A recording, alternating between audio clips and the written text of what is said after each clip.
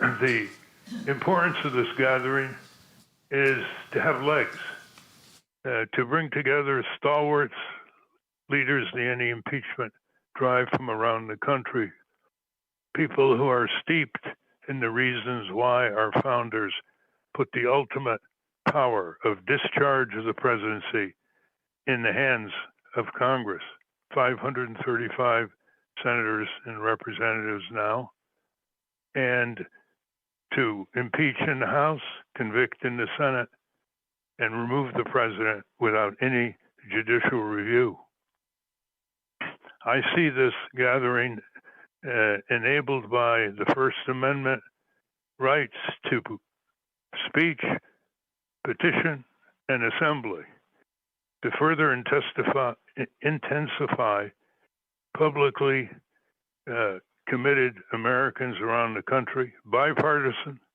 They all have a stake in saving the republic and the Constitution for which it stands from the predatory fascist hands of Donald J. Trump and the people he's brought in to dismantle that part of the federal government that serves the people and intensify the privileges and immunities of the corporations that constitute the corporate state. Exactly what Franklin Delano Roosevelt in 1938 stated in a message to Congress was the definition of fascism. The intensification of civic presence here in Congress. Men and women who have been given the sovereign power by delegation of the people of this country. Remember, the Constitution begins with we the people, not we the Congress or we the corporation. And to get the members of Congress that take seriously their constitutional duties, which they have abandoned in an immensity unseen in American history, as Bruce Fein has pointed out in his report on congressional surrender. Jimmy Raskin has said several months ago that it's a good idea, that's his phrase, a good idea to have shadow hearings by the Democrats in committee rooms in the House and Senate on impeachment, which brings the second consequence of this gathering that I hope will occur, and that is to broaden the base of citizens publicly educated about the exact reasons why our founders placed the impeachment authority in the Congress without judicial review. Already, a majority of the American people want Trump impeached and removed from office without any leadership from the Democratic Party pressing this to be done. And that's a pretty good beginning. Thirdly, I'd like to see our country make impeachment an issue of currency in this election year, where candidates discuss it, candidates are questioned about it. So fundamental it is to rescuing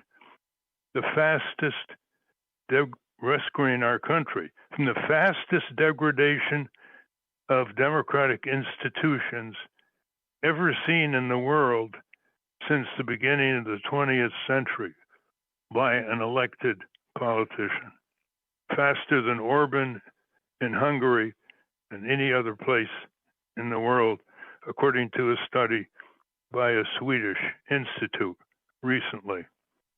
There are those who think that impeachment is impossible because the Republicans control the Congress. We've seen that in the past, and we've seen the Republicans in 1974, looking at their plummeting polls in the forthcoming election, abandon Richard Nixon and send a delegation to the White House saying to him, "You're going to be impeached and convicted. Your time is up." And Nixon resigned. That was once considered impossible for a president who's reelected by 49 out of 50 states in 1972 with 60% approval rating. It went from impossible, then possible, then probable, then achieved, and he was out of office. Donald Trump has taught us some very important lessons that we have ignored for too long.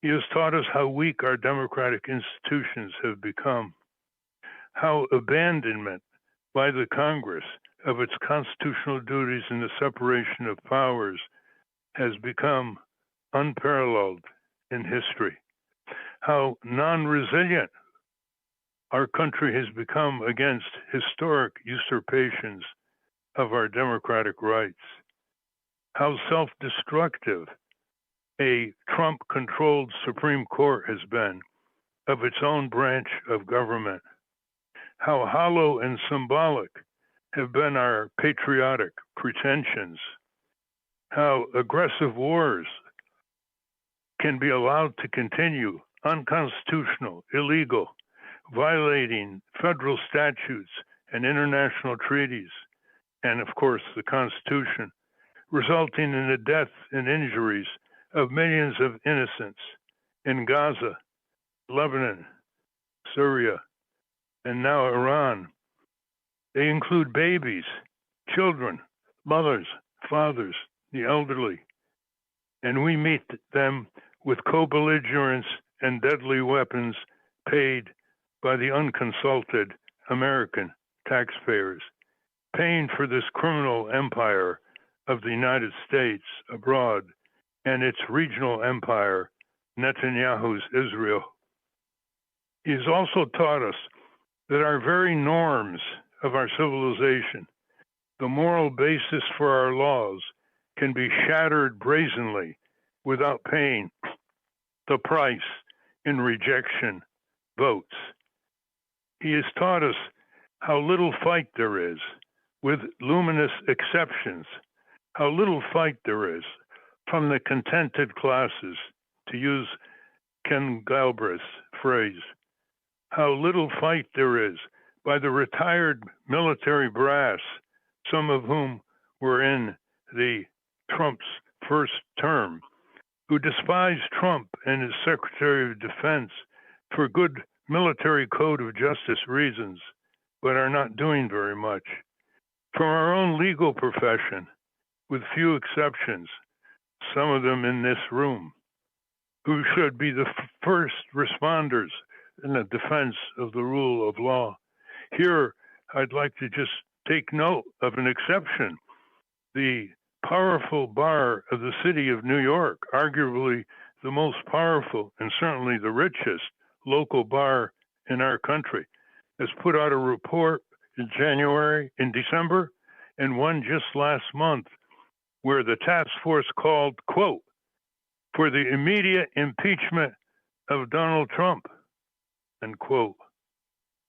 They adopted the ultimate responsibility of the legal profession, but it got very little press coverage. Maybe it wasn't promoted enough, but we should refer to it and learn from its crisp summary of the most impeachable president by far in American history. I think, though, the most shocking silence of all is not just the enlightened, very rich, in the academic world, again, with few exceptions, but the shocking silence of our ex-presidents, Joe Biden, Barack Obama, Bill Clinton, and even George Bush, who despises the destruction of his AIDS program in Africa by Donald Trump.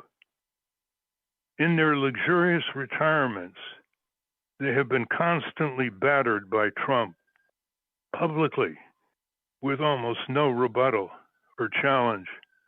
Has there ever been a greater example of cowardliness or indifference or indulgence by former presidents who have received hundreds of millions of votes and still have a lot of support in the country, to go back into the arena, organize the citizenry, get great media, raise funds for local pro-impeachment lobbying groups from liberal and conservative voters in every congressional district. These ex-presidents can decisively turn the balance of power and reflect the demand of the task force and many others for the immediate impeachment and removal. We must demand that they do so. They harbor the trust of millions of Americans, for better and for worse, and they are not using that trust given the enormous latent assets that could be awakened if they stepped forward in the public arena. Left to do whatever he wants, Trump has worsened a fascist dictatorship with police state manifestations and the beginning of reigns of terror, starting in Iran and also in some of our cities.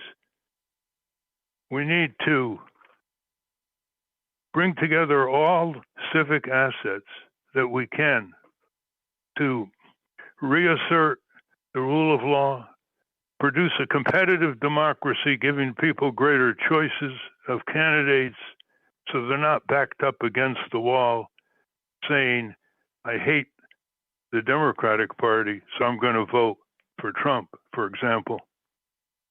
I'll leave you with this optimistic assessment.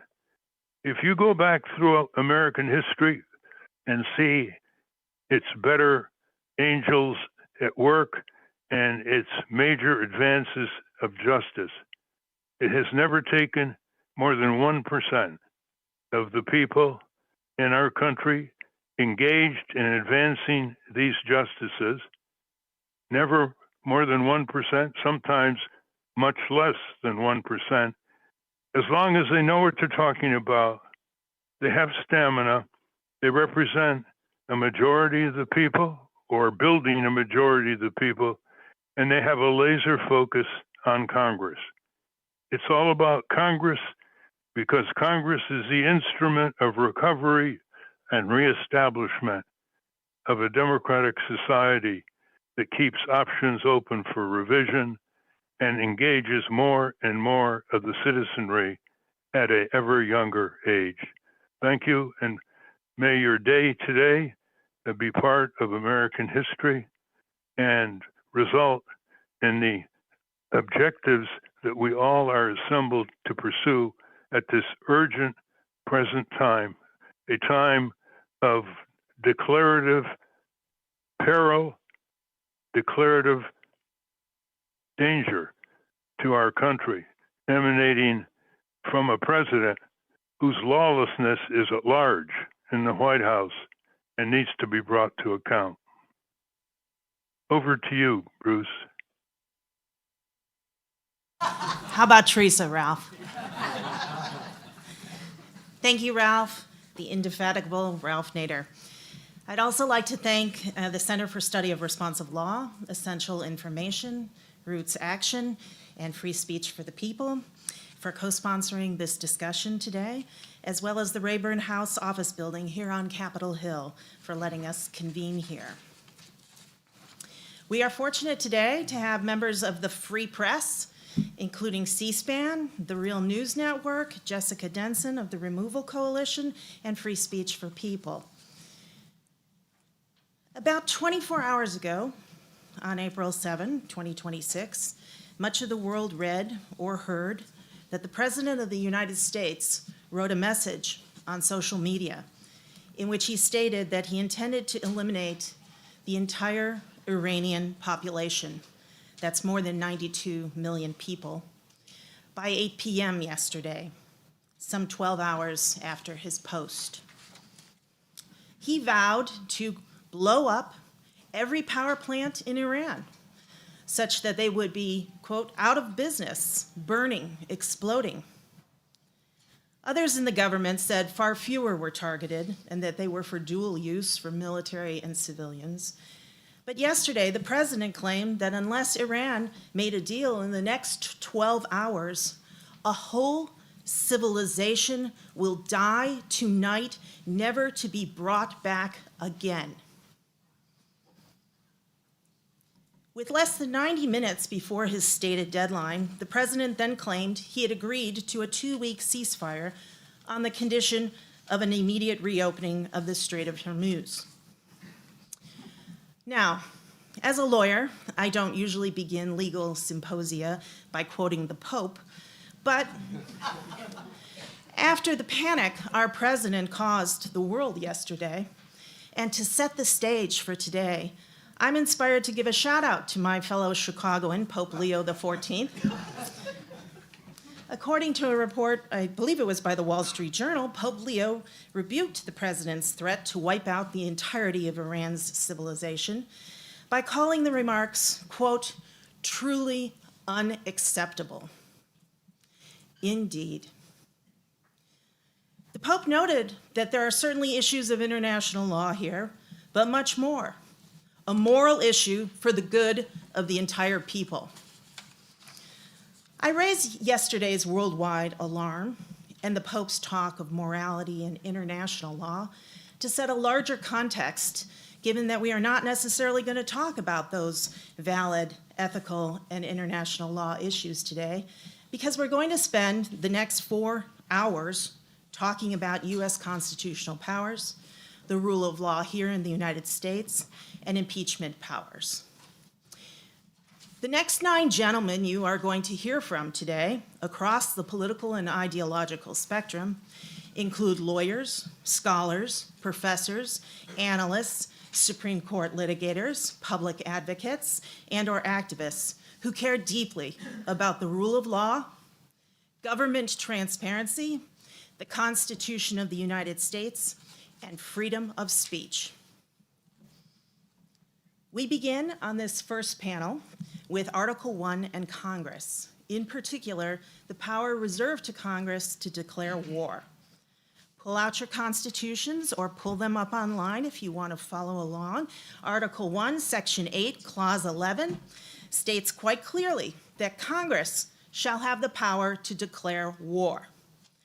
There are more powers sprinkled throughout Article 1, Section 8 about raising armies, maintaining a navy, organizing and arming a militia, and in other places in the Constitution. On top of these powers, Congress has even more powers to control war making through the Necessary and Proper Clause, which provides Congress with the power to help execute these and other powers in the Constitution. In addition to the provisions in the Constitution, the War Powers Resolution of 1973 Congress passed during Nixon's tenure and in the context of the Vietnam War that makes other requirements on the president to notify and report to Congress about military operations and putting troops into hostilities, and requires authorization from Congress for war under certain set deadlines. This panel has been asked to assess the president's actions in Iran in the context of whether they are impeachable. Apart from announcing his desire to obliterate the entire Iranian civilization, to open up passage through the Strait of Hormuz for 20% of the world's oil supply, the president has decided to send members of the United States military and military equipment to the region. The president has repeatedly ordered the bombing of Iran and removed many of its leaders, including the Ayatollah Khomeini. New Iranian leaders are in place, still representing the prior regime, and U.S. service members have died there, as have numerous Israelis and, of course, Iranians.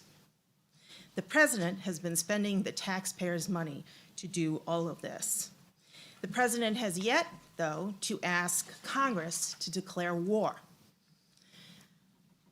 Presidents of the United States are sworn to uphold the Constitution, and we lead off with this panel focusing on Article 1 powers reserved to Congress, in particular the ability to declare war on other nations and how that has been interpreted historically, and how presidents have chosen to push back on the power assigned to Congress. Because presidents also have constitutional powers. The Constitution, Article 2, Section 2, designates the president as commander-in-chief, and that authority includes directing military operations to protect U.S. interests and respond to sudden attacks or threats. Article 1 and Article 2 powers have been in constant tension, and I expect the panelists will elaborate on this and whether the current situation is reason to attempt to impeach President Trump for the third time. So let's also mention Article 2, Section 4 of the Constitution, which states the President, Vice President, and all civil officers of the United States shall be removed from office on impeachment for and conviction of treason, bribery, or other high crimes and misdemeanors. Andrew Johnson, Bill Clinton, Donald Trump have all been impeached. President Trump twice, but no president has been removed from office as they were acquitted by the Senate. We are going to have plenty of time, I promise you, even though we started a bit late, for questions from the floor. My first question is going to be to the panelists on whether it is realistic to think that this president could be impeached for a third time now, and in the context of this panel, for usurping congressional powers to make war, namely in Iran. We will start with former presidential candidate and Representative Dennis Kucinich, followed by Cato-based fellow and author specializing in foreign policy and civil liberties, Doug Bandow, and lawyer and former CIA officer and whistleblower, Jeffrey Sterling. Thank you.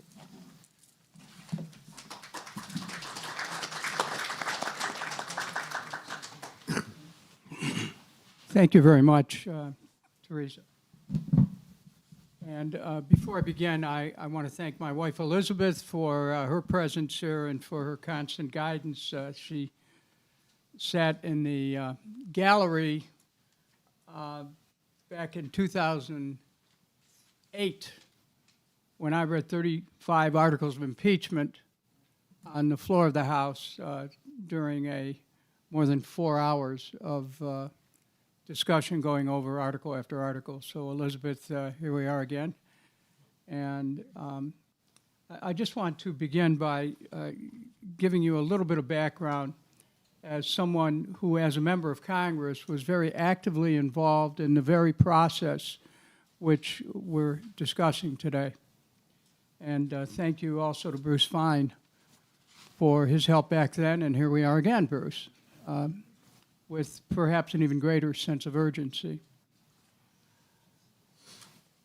Many of you will remember that back in October of 2002, the Bush administration was making a case for going to war against Iraq. And as a member of Congress, I looked very carefully at that case. And I did a very deep dive into as a matter of provenance, which is the responsibility that members of Congress have when an administration wants to go to war. And what I found out is that the case that the Bush administration was making back in October of 2002 was patently false, and that there was no justification whatsoever for, at that point, planning a war. That, in fact, Iraq had nothing to do with 9/11, nothing to do with al-Qaeda's role in 9/11. Iraq didn't have the intention or capability of attacking the United States. There was absolutely no evidence that Iraq had those so-called weapons of mass destruction, which was an additional cause of the Bush administration's attack that commenced on March the 20th, 2003. And it's for those of you who are in the audience, and thank you for being here, and those who are at home watching, you can actually see the articulation of the challenge to the Bush administration's case. Just type in Kucinich, October 2002, analysis of Iraq war, and it's still there on the internet. So, notwithstanding the fact that no legitimate case was made, Congress approved Bush's action essentially through an authorization of military force not a declaration of war, I might point out, because there's a difference, and went ahead. Iraq was attacked, the so-called shock and awe, and the war eventually led to the deaths of over 1 million innocent Iraqis, over 50,000, over 1 million innocent Iraqis, over 5,000 U.S. Soldiers, at a cost of well over $3 trillion for a war that was based on lies. Now, I will tell you, I gave about 355 speeches on the issue of the war in Iraq alone over a course of years. And by the time I left Congress in 2013, this weighed very heavily on me personally, as I'm sure it did on many people in this room. The deaths that occurred as a result of this, the lives that were ruined based on lies. So we look now to Iran. One of the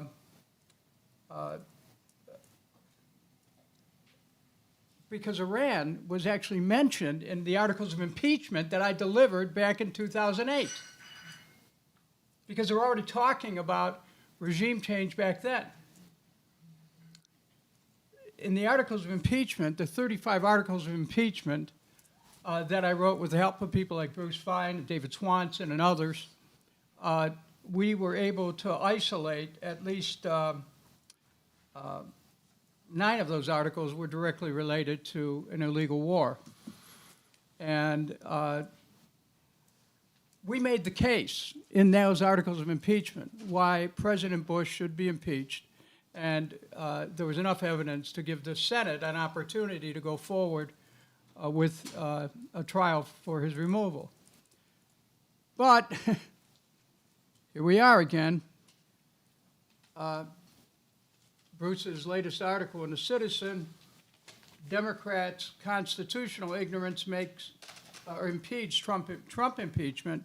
Well, it was the Democratic Party leadership back in 2008 that referred the articles of impeachment that I wrote and introduced to Judiciary Committee where it was never heard.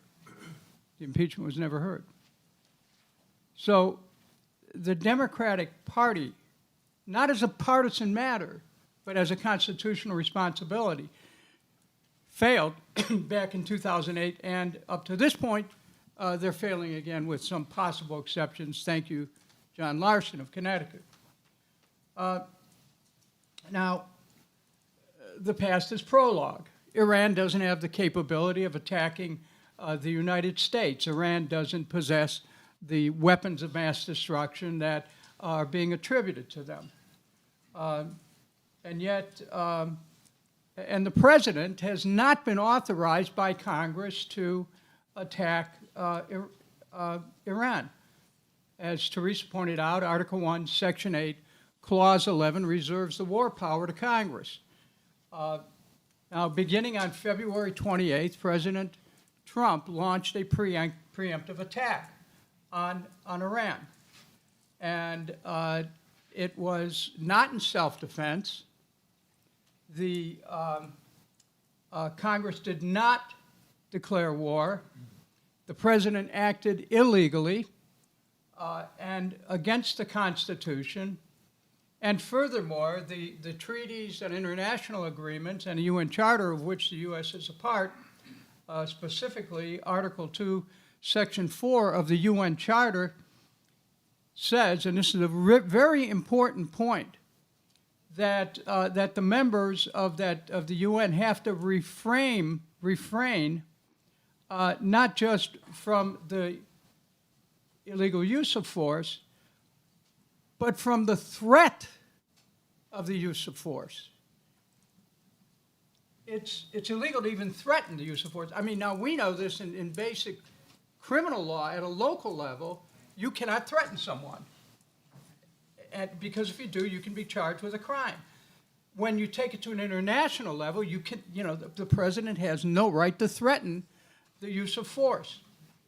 And so, when you look at February 28th, an attempt at regime change. A sovereign was killed.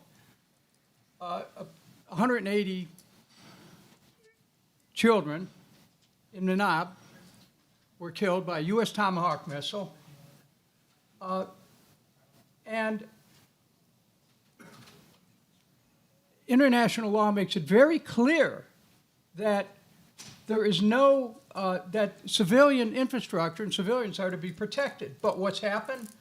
The United States, in concert with Israel, has bombed hospitals, has bombed universities, mosques, historical sites, threatened and bombed bridges, and threatened to bomb all the power plants, threatened to take the oil,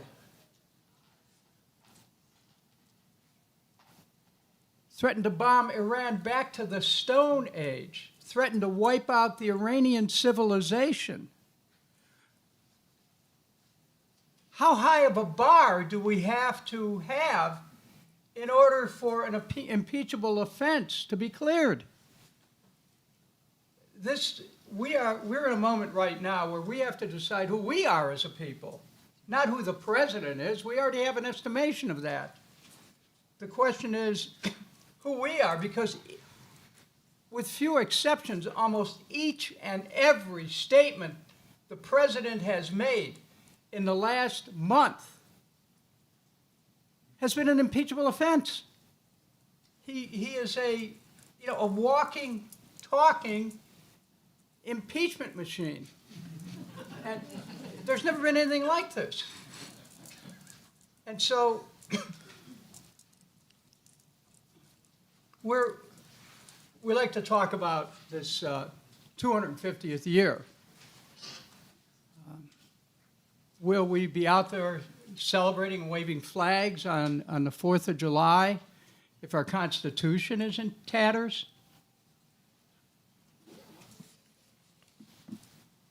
Are we still a nation of laws? These are the kind of questions that are going to be answered today.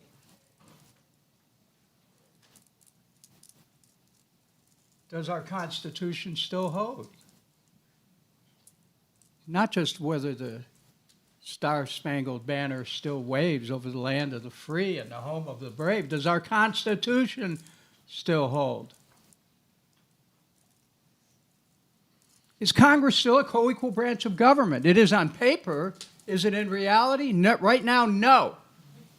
And impeachment is necessary not only to bring about an accounting of the current holder of that office, but it's also necessary for Congress, as the directly elected representatives of the people, to assert itself as not just a co-equal branch of government, but as an instrument which the founders intended to protect the peace of the country and not to move the country to a condition of war without just cause and without actual approval and a vote.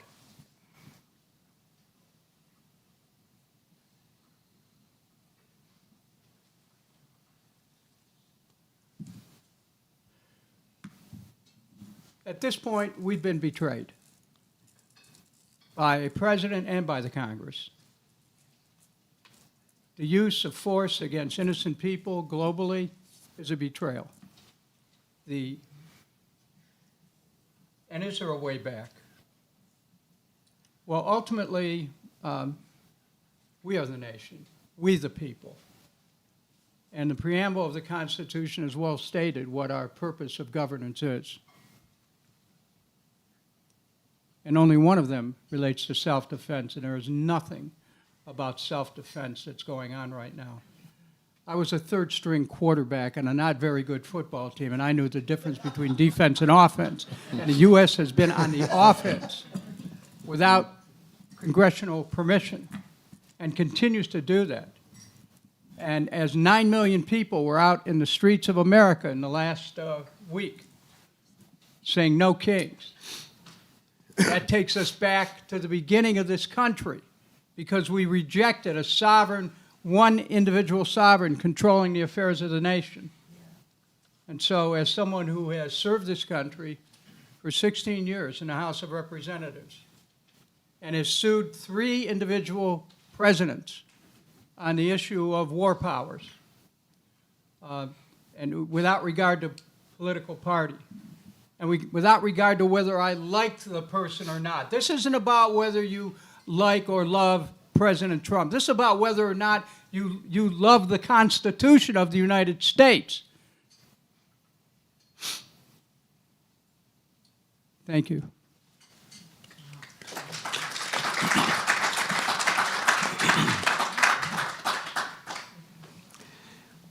Well, I'd normally say it's a pleasure to be here, but the times we are living in, I'm not sure that's the right thing to say. There's the wonderful Chinese curse. It's probably a fake, but it really is wonderful. It's, may you live in interesting times. And we're living in interesting times, but not just that. We're living in challenging and, frankly, very threatening times. I mean, last night, I suspect that most Americans were hoping that we'd see a famed taco. Trump always chickens out. The problem is he doesn't always chicken out, and we have no idea what might happen in 2 weeks from now. My hope is that we get some kind of a peace agreement and we can end this war, but it's very hard to predict. And whatever happens then, we still have to deal with the consequences of what is an illegal, a reckless, and frankly, even a criminal war. And this kind of violation warrants holding the president responsible. It really is an issue of kings. I mean, I think the idea that the rallies of no kings has a lot of resonance here. And Congress really has 2 remedies, a Congress that's willing to stand up for the Constitution, that is. The first is budget. Apparently the administration is putting in a request for $200 billion for continuing this war, and I'm not sure what all of that is to be spent on. I think the estimates are we've spent something like $45 billion so far. What the next $150 billion is supposed to be used for, when the president constantly tells us we're almost there, the war is almost solved, it's almost over. So obviously the Congress should deny that, should condition funding, and should mandate that money be used only to bring U.S. forces home. But then the second is impeachment, the question of holding an executive that is not just errant, not just erroneous, not just mistaken, but an executive that is consciously violating the law and Constitution and holding it and that president responsible. The issue of whether we should go to war should always be, in many ways, the big question for our nation. There are obviously a lot of important issues we deal with, but war is unique, war is horrific, war creates blowback, war usually goes bad. And this is something where the decision to go abroad, especially when you have the greatest military power on earth, the responsibility of this nation in wielding that power is absolutely enormous. And as Congressman Kucinich pointed out, beginning this war was the hitting a school and killing 175, 80, 190, however many school children, which the president, of course, blamed on the Iranians, that obviously they were shooting Tomahawk missiles, which they don't have. But the U.S. military did acknowledge that, in fact, mistakes were made. But that shows the cost. That this is a very serious issue. I mean, one question, of course, is what is war? And what we find is many, including leaders in this Capitol, are using Putinesque rhetoric. This is not war. This is an operation. It is a mission. Exactly how that differs when you're dropping bombs, destroying cities, and killing people, I've never quite understood. Even the president finally has admitted that this is a war. Of course, there's also the issue of whether the war is justified. One shouldn't even get to this stage, in my view. I mean, the president's explanations are not serious, and they include the bizarre. We find him telling us how much he wants to take Iran's oil. And I'm not quite sure what the justification could that be, even assuming we win, however we define that. But of course, that seemed to be the main motivation on Venezuela as well. But there obviously was no necessity, there was no imminence, and frankly, there was no threat. And the history between the United States and Iran is tortured, but when I hear people saying they have been at war with us for 47 years, my reaction is we might want to go back 73 years. And remember when we helped stage a coup d'etat and overthrow their democracy, We could look at 25 years of supporting the Shah of Iran. We could look at General Heiser, the emissary of President Carter, who in 1978 went to Tehran and told the Iranian military that they should shoot to kill to keep the Shah in power. We could think of 1981, when an administration that even I served supported Saddam Hussein and his war against Iran. We could think of 1988, when the United States shot down a civilian airliner and killed 290 innocent Iranians. There's a long history there. And I like to tell people I certainly don't defend the current regime there, but we should not act as if we are entirely innocent as we try to assess U.S.-Iranian relations. But the real issue, of course, for this forum is the war legal? Is it constitutional? Because if it is not, then we have a very real problem with the President of the United States. So the question, when can presidents go to war? Well, one thing that should be obvious to us is it seems no president likes to have limits placed on him or her. You know, presidents routinely of both parties assert they don't have to go to Congress. Sometimes they act as if they're doing a favor by being willing to allow Congress to say something on the issue. But of course, that's not the way the Constitution reads. The basic principle is that despite what presidents do and desire, this is an issue that is up to Congress. Now, American history reflects a lot of presidential, if not war-making, certainly use of military.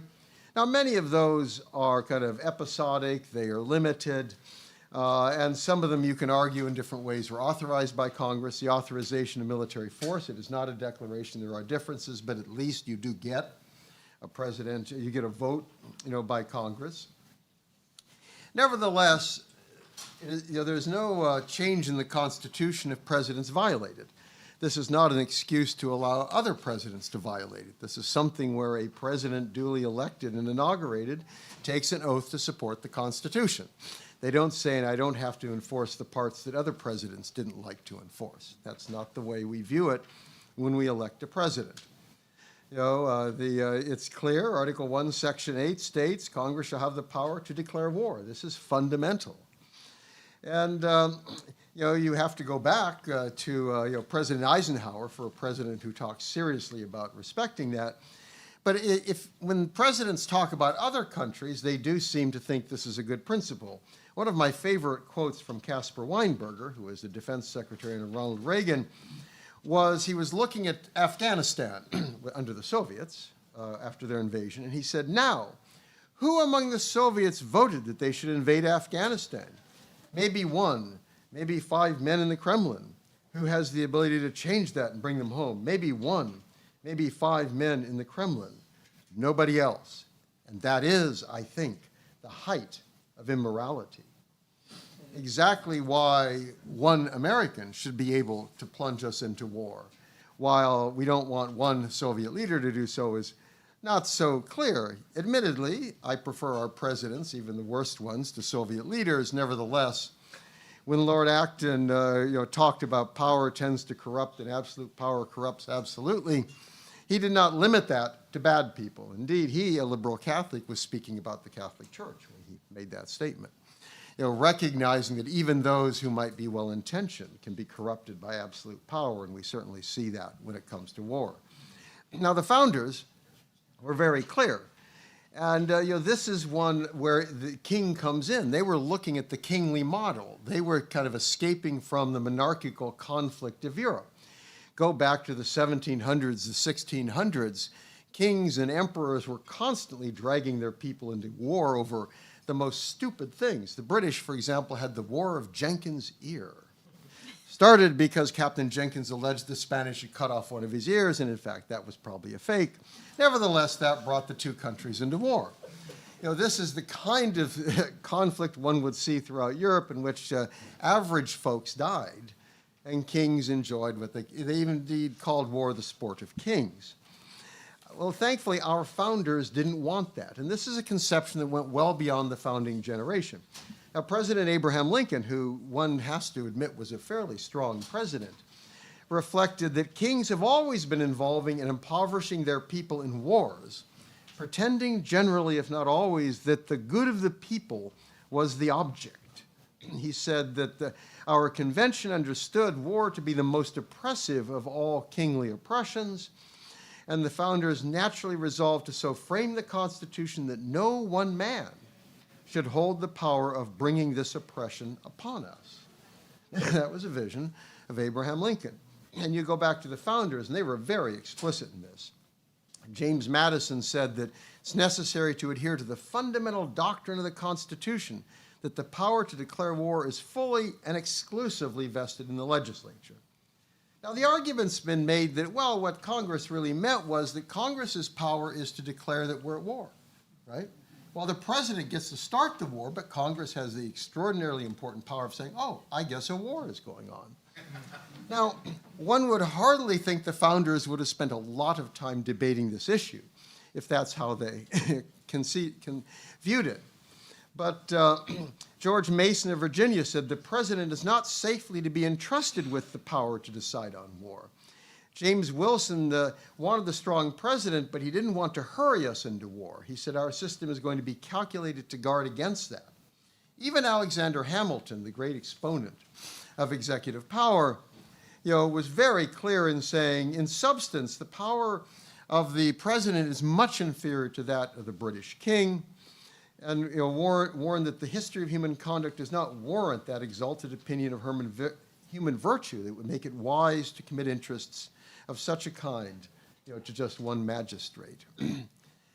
So the question is, does this still apply today? And some folks say, well, my goodness, that presidents have a special foreign affairs power, but indeed, as was indicated, there are a lot of powers of the presidency that are derivative. That is, the president's commander-in-chief, but it is Congress that creates the military, funds the military, sets the laws of war, and decides whether there is a war for their commander-in-chief to fight.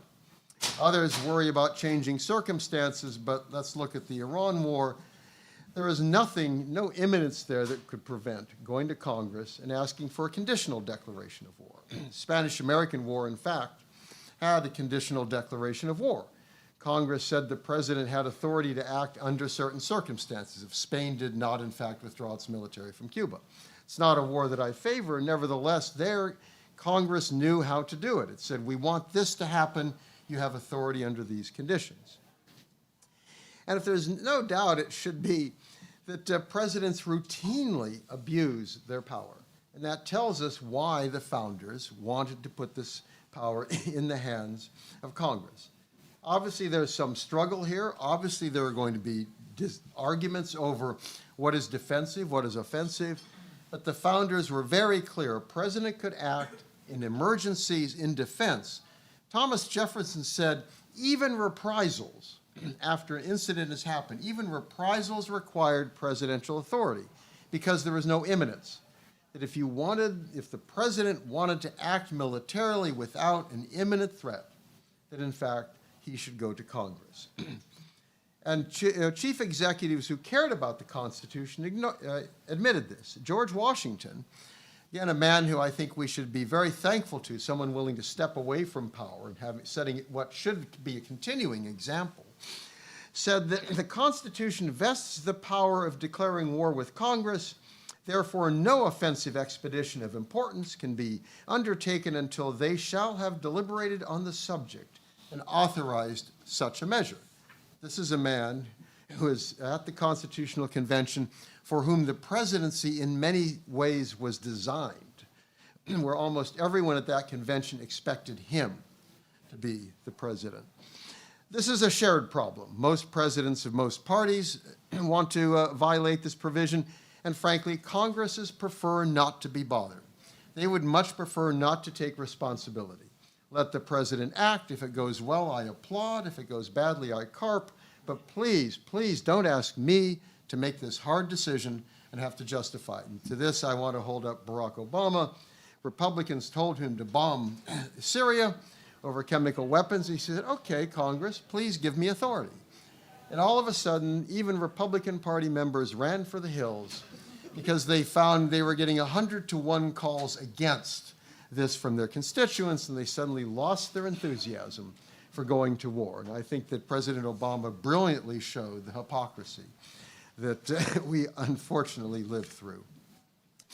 Congress needs to act. What we see today with the president who is, shall we say at very least in my view, disturbed, and one can think of other words to use as well, emphasizes the absolute importance of Congress taking on this power.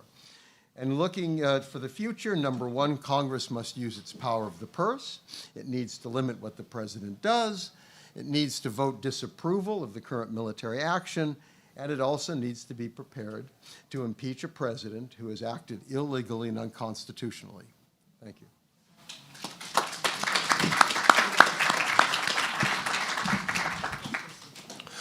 Well, that's a lot to follow up on to bookend this. It's very humbling for me to be part of such an esteemed panel. But I, just through my history with the Iran Task Force at CIA and what's going on currently with Iran, I keep being reminded, and I'm not trying to make light of the situation at all, I keep being reminded of Captain Barbossa's quote when he said that, the code is more like what you'd call guidelines than real rules. And that seems to be what's been happening, I think, with the Constitution. I felt that was the case when I worked at the CIA. It's like we knew the rules. And I also worked at the Office of General Counsel in the CIA. We knew the rules, but there were loose guidelines. We wanted to make sure, one, the first priority was not getting caught breaking those rules. And if the rule was broken and if there were questions, to make sure to wave the national security flag to stop any of those questions from going forward.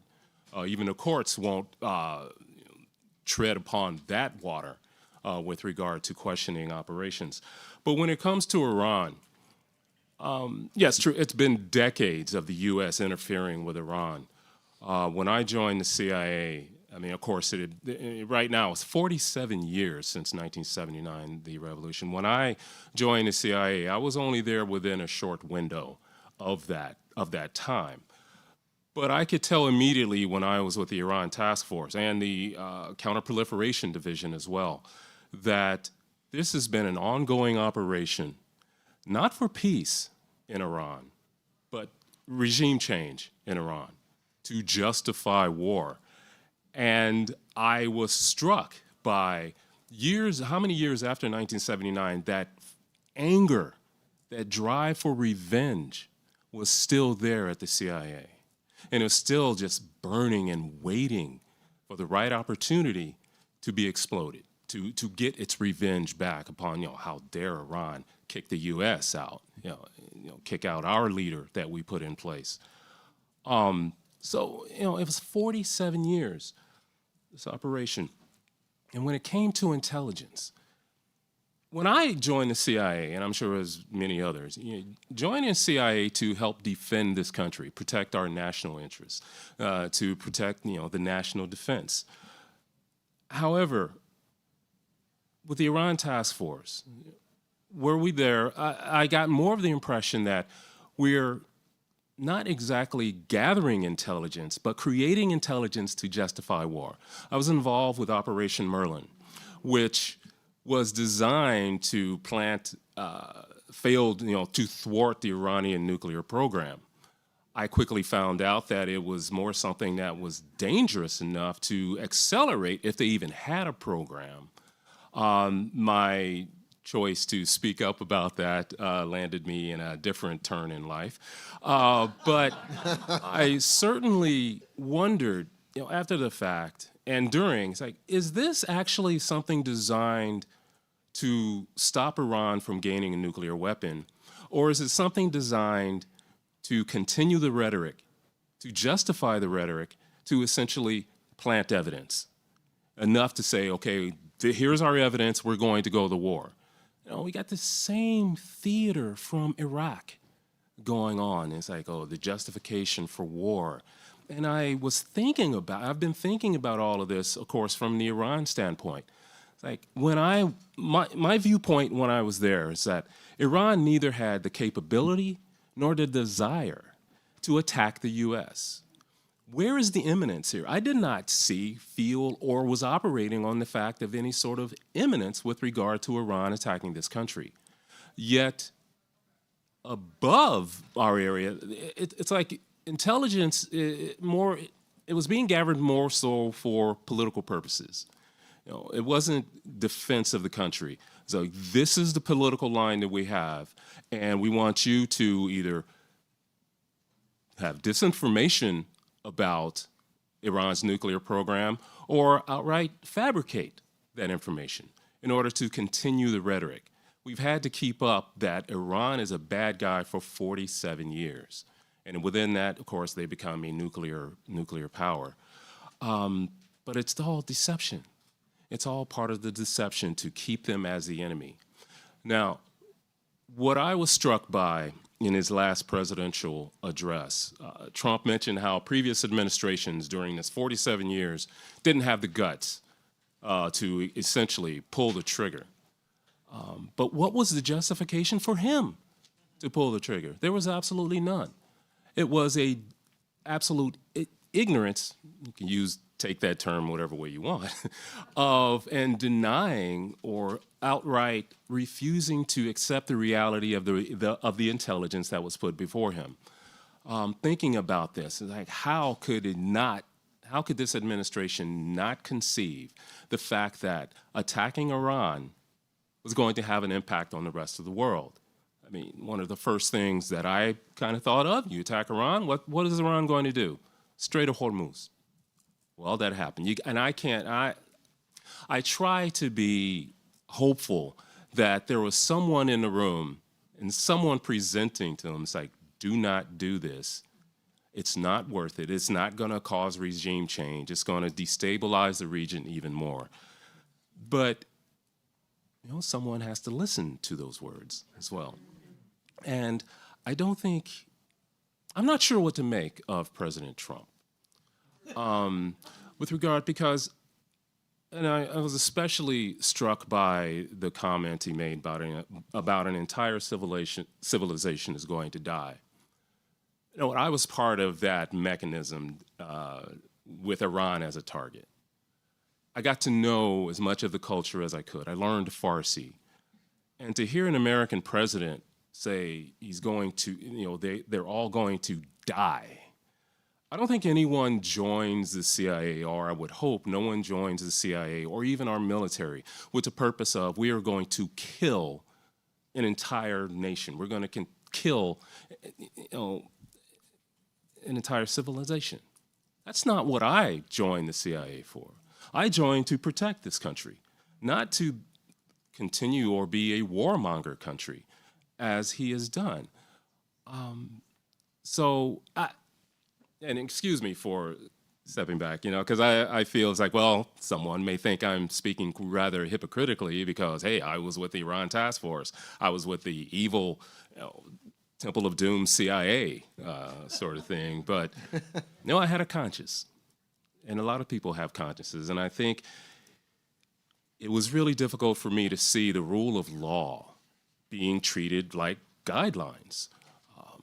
Again, working at the Office of General Counsel, absolutely always knew the Constitution. It was there. It was really known. It was acknowledged, but acknowledged as something that might get in the way of operations, especially operations coming from on high to continue the rhetoric on Iran, continue vilifying Iran to the point where there's going to be justification for an attack. We went through the scenario with Iraq, as I had mentioned earlier. This whole drama, the theater of placing Iraq as imminently about to attack the U.S. with nuclear weapons. I was flabbergasted by that. It's like the theater was wonderfully just perverse. The way they were able to prevent this country that had been hampered for so many years, had a northern and southern no-fly zone, yet that country, they made it sound like there was Iraqi troops, aligned at the Canadian border about to attack. And how many other administrations have said, well, Iran, nuclear weapons, they're a threat to the world. an imminent threat to U.S. interests. However, that's all part of the deception. That's been a part of the deception. Iran has been hampered by how many years of backbreaking sanctions upon its people. And I had always thought, well, with the uprisings in Iran, maybe there will be regime change without our meddling, maybe a sort of natural regime change. That certainly happened in 1979. It could happen again for the betterment of the people in Iran. Yet the U.S. has meddled within Iran, and now we're bombing Iran. There's a ceasefire, but I have to wonder, from an intelligence standpoint and from the history of what I've seen, is this another ploy while he's gathering the troops ready for another attack just to put them in a false sense of security? I think those sort of things have to be considered. And I think also, as he's going to have to find more reason to justify this blatant aggression against another country, he's going to have to start coming up with more concrete reasons as to why our military have been bombing Iran. So do not be surprised. And I have no idea. I've been outside of the CIA for quite some time. But do not be surprised if he comes back to more of the just trying to find justification or presenting justification for that Iran was imminently developing nuclear weapons. Don't trust any of it. Do not trust any of it. I tried to bring up this situation before with Congress. The dangers, the illegality of such measures. I won't go into what happened after that. But what it comes down to, I think, is, if the Constitution is just a guideline, then the only check on real power, isn't the law anymore. What happens is the check on power becomes the conscience of those people in the room. At one time, I was in that room. I tried to stand up. I tried to say, what's going on here? But what about the conscience of the people in the room with Trump? I'm wondering, do they have one? Are they human? But we got, there's this wonderful legal structure and history that we have in this country. But it's being completely ignored. It's being treated like a guideline. This isn't a country of guidelines. This is a country of law, a country of the rule of law. This administration has shown that whatever his purposes are, his goals are more important for this country than the laws of this country. I take exception to that. I've taken exception to that in other moves that this administration has done. But this is the ultimate. This is that 47 years of operations against Iran reaching its climax, and without any sort of congressional oversight, without any sort of real acknowledgement of the law that should have prevented it. So, and he's not even bothering so much with the imminence of nuclear weapons in Iran. He just went ahead and pulled the trigger. I hate to use that analogy, but that's exactly what he's done. And for someone who used to work in the intelligence community and focused on Iran, first and foremost, the regime is not, I by no means support that regime. Absolutely not. Again, I was saying there may be more of a possibility of natural regime change for the betterment of the people without our meddling. So it kind of hurt when I saw that. I was a part of the machine that developed and has essentially been destroying a nation. And you have a president, and I never thought I'd ever hear a member of Congress or any politician, let alone the president, say that an entire civilization is going to die.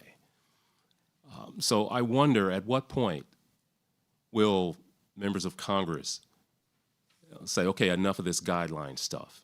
We need to follow the law. And just to add a little perspective on all this, and I hope I've kind of given the ground level view of what has been happening and the structure and everything. And I just hope that there is some change. We need change. Thank you.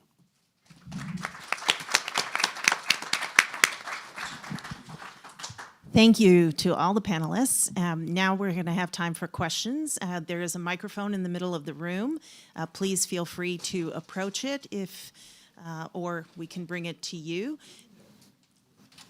And let's get some questions.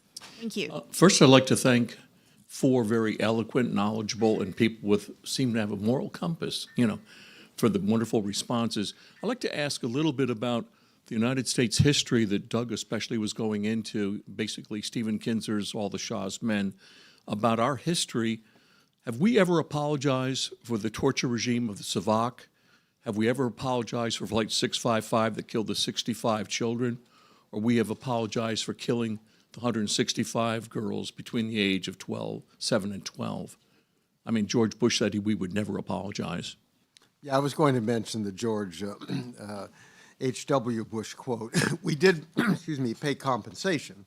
We did finally acknowledge that, in fact, but that was it. And I'm not aware of ever apologizing for support for regimes like the Shah. I mean, that is always left out of any discussion. I mean, of course, when this issue comes up, their view, that's ancient history. Well, it's easy to be ancient history if you're in the United States. It's not so easy to ancient history if you're actually Iranian. And in so much of, the U.S. has a long history, especially during the Cold War, still exists to some degree. I mean, the president said of Mohammed bin Salman after he murdered and then chopped up Jamal Khashoggi, who I knew, had lunch with, and was on a panel with at one point. His comment was, "I saved his ass." Exactly why one should save the ass of a thug, who loots his own country and murders and dismembers, But there's never been an apology there. Much of the Gulf, the UAE is also hardly a pleasant democracy. The president is not particularly concerned about those issues. It's a real failing on our part, and we see that in Latin America, Central America, obviously, in particular. All over. So it's a very ugly history. Thank you. Go ahead. Thank you. I actually was a little bit surprised that Mr. Nader thought that former presidents could take a lead in opposing this, because it's not, or I hope no one here thinks, gee, I just woke up and we have a horrible president. Because if you look at what happened from the Iraq War, the torture, and no one was prosecuted, Obama, the drone killings of Americans, Libya, and then we had in the last Congress, when South Africa brought the charge of genocide to the International Criminal Court, 200 congressmen signed a letter denouncing South Africa. So now here we are, which shouldn't really be surprising, and Trump is wholeheartedly, absolutely impeachable. I appreciate he is a walking case for impeachment, absolutely. My concern is to make this case in such a way that actually unifies the American people as opposed to plays into partisan division, because what we have seen is actually a march to this point. And I think we, the American people, have to be very honest with ourselves why we think it is acceptable, why we did not stop a genocide after 2 years, why we allow pedophiles to run the government. At least that's what it looks like from the Epstein case. So I'm curious about the thinking of targeting Trump for impeachment, which he richly deserves, in such a way that actually would make the nation better, get people to wake up and change their entire approach to policy. If I may. First of all, as someone who has approached this issue of presidential accountability and congressional responsibility consistently, without regard to party, who sued President Clinton over the bombing of Serbia, sued President Bush over the attack on Iraq, and sued President Obama over Libya. I think one of the things that we must acknowledge is that this abandonment of Congress's responsibility and this abandonment of presidential accountability with respect to Article 1, Section 8 did not begin with Donald Trump by any means. And that's really important that we state that, because if we're going to unify the American people on this question, it has to be stated pretty clearly that Congress and presidents have been remiss in terms of accountability and responsibility, and that this is not a partisan matter. And so what does that mean? It means that we have to take care about our own rhetoric. We have to hew very closely to facts, that we not embellish any projective observations about the state of a president's health, which is an issue for the 25th Amendment. This relates specifically to whether or not presidential power has been abused. And so your point is extremely important, and the manner in which we proceed has to be looking for those things that unite the American people, and I do think that's possible. And it particularly depends on the manner in which we proceed. Thank you. Hi, Sam Husseini, sort of following up on that.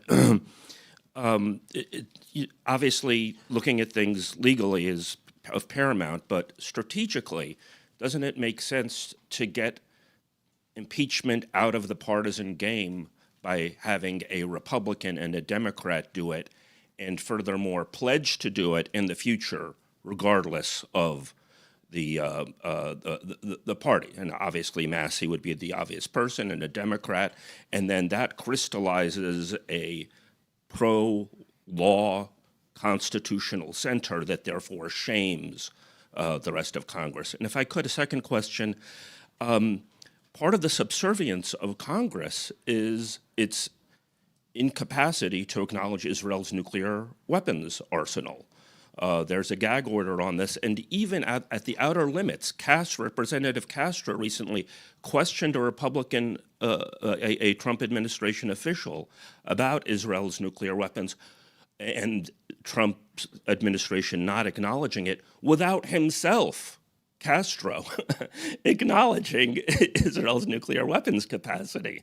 Doesn't this desperately need to be confronted directly? There's a gag order that in effect subverts constitutional government. If you can't talk about Israel's nukes from an executive gag order, then what's Congress actually doing here? Thank you. Look, the issue of, I do a lot of media, and I tell people that Israel is a domestic political issue as much as it is a foreign policy issue. I do think that the context is changing, and changing very importantly. And the irony of Benjamin Netanyahu's premiership is he may be the person who destroys Israel's stranglehold on American politics. I mean, he went very partisan, especially in the Obama years. And that had an impact, but especially Gaza and the images of Gaza have helped transform the issue. Even among Republicans, under 50-year-old Republicans are evenly divided on Israel. Even younger evangelicals break with their parents on this issue and see the need for justice for Palestinians. So I think that we are moving into a world, especially as older Democratic leadership dies off and younger comes up. But that's extraordinarily important. And the obvious hypocrisy on the nuclear issue, where a nuclear armed power is constantly telling us we must bomb the other folks because they might get nuclear weapons, is kind of an extraordinary, image.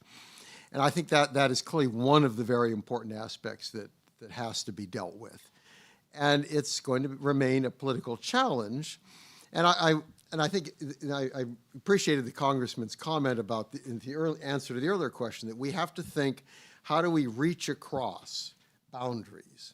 I mean, one of the things when I talk about Israel, I always say this is not an issue of a Jewish lobby. This is the Israel lobby. there are more Christian Zionists in America than there are Jewish Zionists, if you look at numbers, heavily evangelical. That we need to be very clear how we speak. And, I work with a group called Telos. It's headed by an Arab American. And he said he's pro-Israeli, he's pro-Palestinian. He is not going out there to attack Israelis, but he wants justice for Palestinians. He wants a solution that takes in. I think we have to think rhetorically how we deal with this, how we approach it. But I think especially in light of the violence we see today in the West Bank, the settlers. I mean, there's so much there. But the nuclear issue is clearly one point to come in on and say you cannot talk about an Iranian nuclear weapon without taking into account the fact that Israel has one as well, and that should be part of the discussion. My point was members of Congress address those issues that you talk about now. None forthrightly address the nuclear issue, which is kind of Well, they remarkable. prefer not to talk about it because Israel refuses to talk about it. So you're not rewarded if you're a member of Congress and you talk about it. If I may just add very quickly on this point, and Sam, thank you for your consistent commitment for peace and for humanity. The deeper issue, which at some point we need to get into, that beyond the scope of even this important meeting, is getting rid of all nuclear weapons. I mean, no matter who has them, and that's the deeper issue that we have here. Anyone who has them, because any nuclear weapon is a threat to all humanity. We have a few minutes left. I'd like to just add to the question of bipartisan support finally to stop these things. I think we as a country have been isolated from the hell of war. We haven't been attacking, other than 9/11, and that burned as it should have within our collective subconscious and our collective feelings about this country. Yet we really haven't felt the sting of war.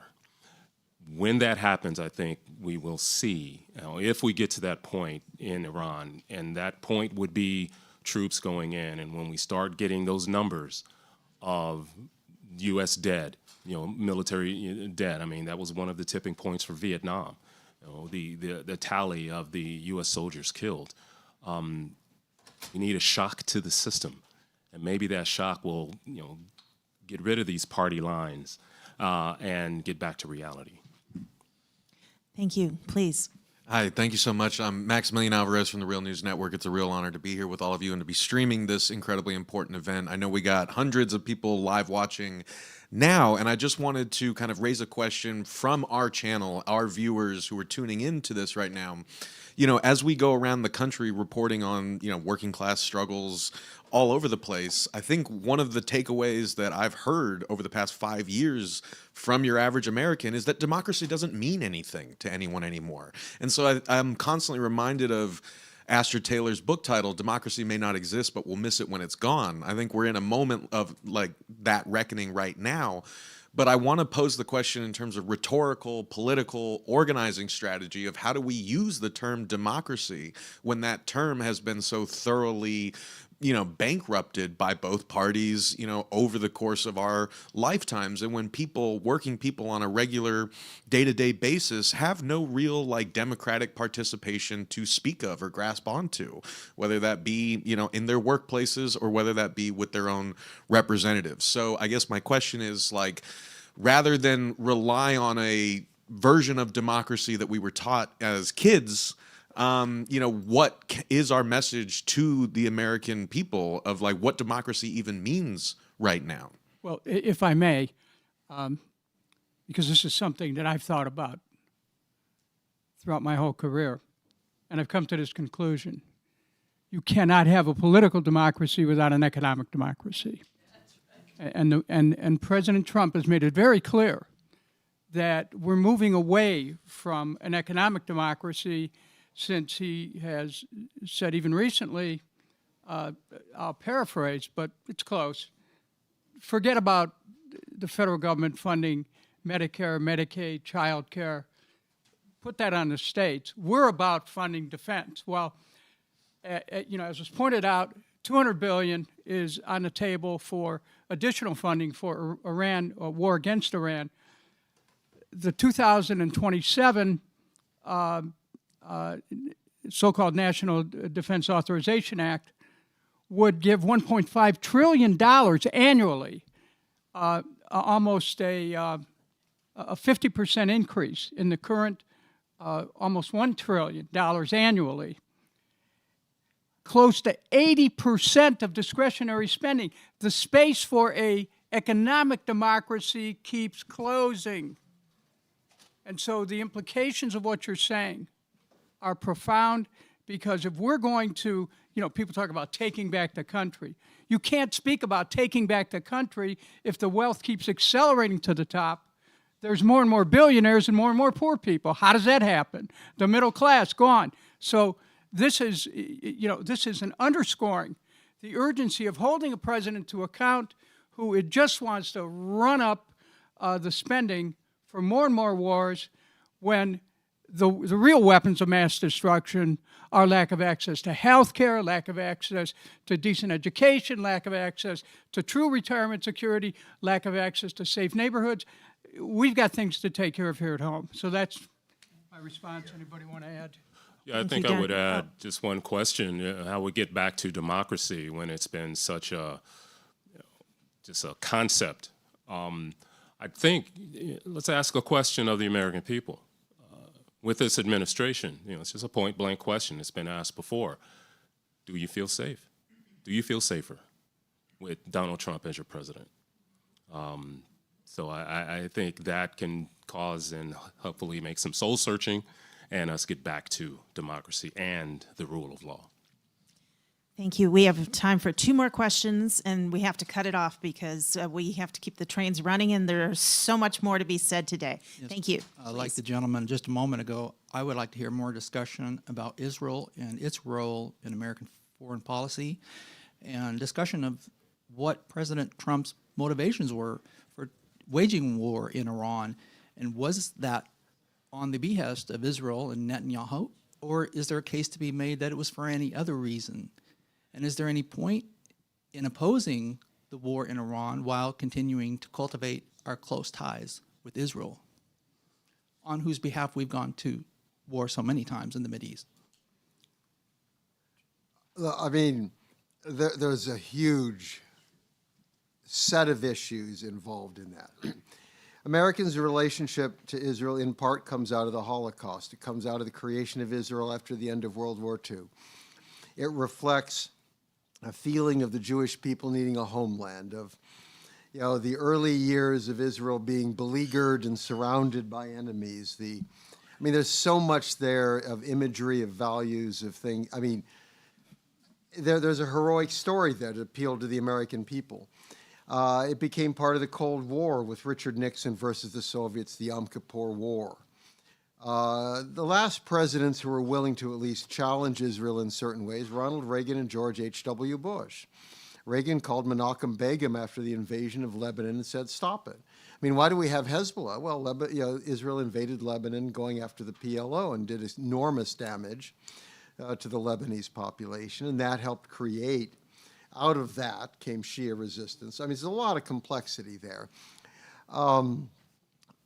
I think that Benjamin Netanyahu, he admits he spent 40 years hoping basically to destroy Iran. And he said, finally, after 40 years, I'm achieving my objective. So I think he played a very important role in convincing the president to stage this war. I want to emphasize that do not blame Benjamin Netanyahu. Donald Trump made the choice. So we should not, I think it's important there. I don't like the role that Israel has played within American politics, but let us not blame Israel. If I was Benjamin Netanyahu with those objectives, I would play the same cards. Our problem is our president. We need to address this then within our own system. We have to address American interests. On Iran, I would simply say, I don't believe that there's a significant American interest at stake. There's certainly nothing imminent that requires war. And we had a diplomatic solution with the JCPOA under President Obama. If we had worked on that and used that, I think we could have had an Iranian middle class. We would have encouraged transformation within Iran. We would not be where we are today had Trump not gotten rid of that 10 years ago. Thank you, Doug. Please. So I had some of the same kind of questions when it comes to Israel. I've been on Capitol Hill for the last couple of years. addressing Congress in the different offices, Republican, Democrat, it doesn't matter to me. Because my concern is that while yes, it was President Trump's decision to ultimately bomb Iran, like right now, we're supposed to be in an immediate ceasefire in Iran. Israel right now is still bombing. So there is no ceasefire physically, let's say. It is on paper. And we do a lot of talking about that, right? Paper discussions. Let me be polite in what I'm saying. Let me act like there's no political parties. The Republican Party is in play here, in this particular Congress, in the presidency. And so for us to say, well, we don't have this. So my concern is that we don't talk enough about Israel's implications, interference in our government. The Constitution doesn't allow for that, but yet here we are. Money, budget. A lot of that budget goes to Israel. We have to talk about that as well. So my question is what direction should we go without saying, oh, this is really complex, or we shouldn't talk about politics? We're a bunch of grown adults. We should not be monitoring each other's language. So I'm just trying to figure out from all three of you, because I'm a veteran. I used to work for the FAA, and I'm retired now, and on Capitol Hill, and on the streets fighting for all of our rights. Thank you. Thank you for your service, too. We don't have time to talk with all three panelists. I don't know if you're standing in line as well still, but we have to be courteous to the next group of panels because there's a packed day. Do you have a comment or a question? Very quick comment. It's quite ironic to talk about regime change when we look at the state of our democracy. We don't have the right to extend ideological democracies on other people when we have a mess at home. It's not okay to say that we don't have a democracy here. We have the structure of a democracy. What we have, or what we don't have, is a population that actively engages. They may or may not vote. You can only have a democracy if you engage with the process. It's very wonderful to suggest that there needs to be bipartisan support for an impeachment resolution, but there has to be a reliable constituency that comes together to support those members of Congress. When Dennis was in Congress, we were lucky. He just stood up and he said he did the right thing because he did the right thing. And you know what? We lost because of it, but he did the right thing. We now need to mobilize people. We're in an election year. It's really important that people understand that a democratic process is only democratic when you actively engage. Thank you so much. Thank you for listening, and please stay tuned for the rest of the day. Thank you. Thank you.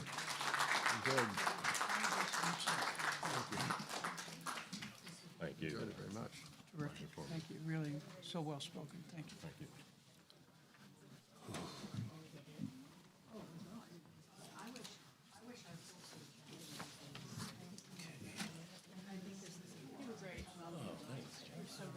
Thank you so much. Well, I'm gonna tell you flat out. I know who you are. How you been? Good, good. Thank you for. I'll speak briefly for you. I remember the book, too. You never stop. I know. And I'll sit there. I'll move it. Yeah. Great.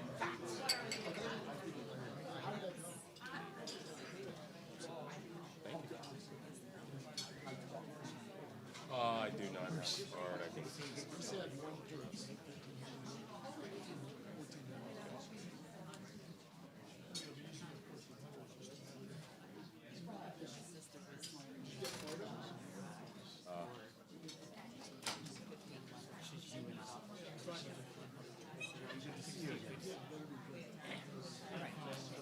How much time do we give?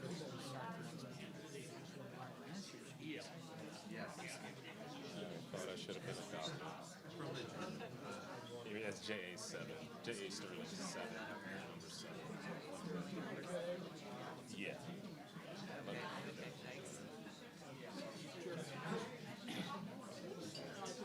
My handwriting. Thank you. Hey, Mark, good to see you. You build it, they will come.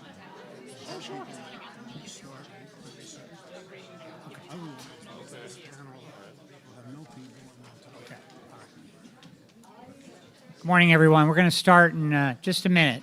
Everyone can take their seats. Thank you.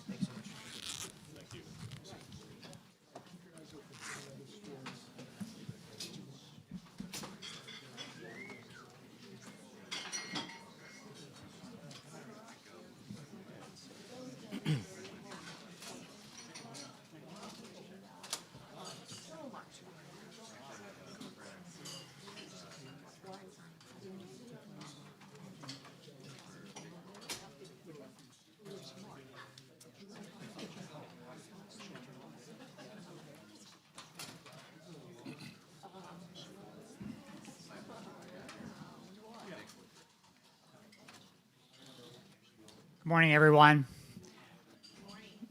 My name is John Bonifaz. I'm the co-founder and president of Free Speech for People. We're a national nonprofit organization dedicated to defending our Constitution and our democracy across the country. We're honored to be one of the co-sponsors of this symposium today, and I want to thank Ralph Nader and Bruce Fine for convening us.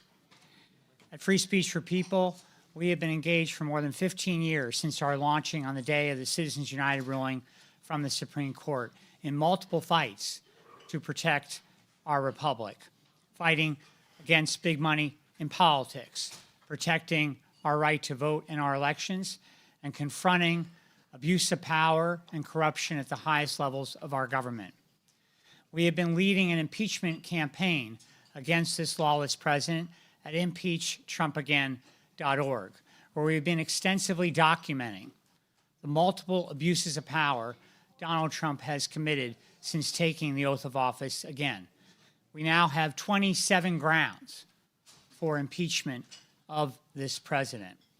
And at Impeach Trump Again, more than 1 million people across the country have signed our petition and joined us in demanding that Congress do its duty under Article 2, Section 4, the impeachment clause, and invoke that power to begin impeachment proceedings against this lawless president.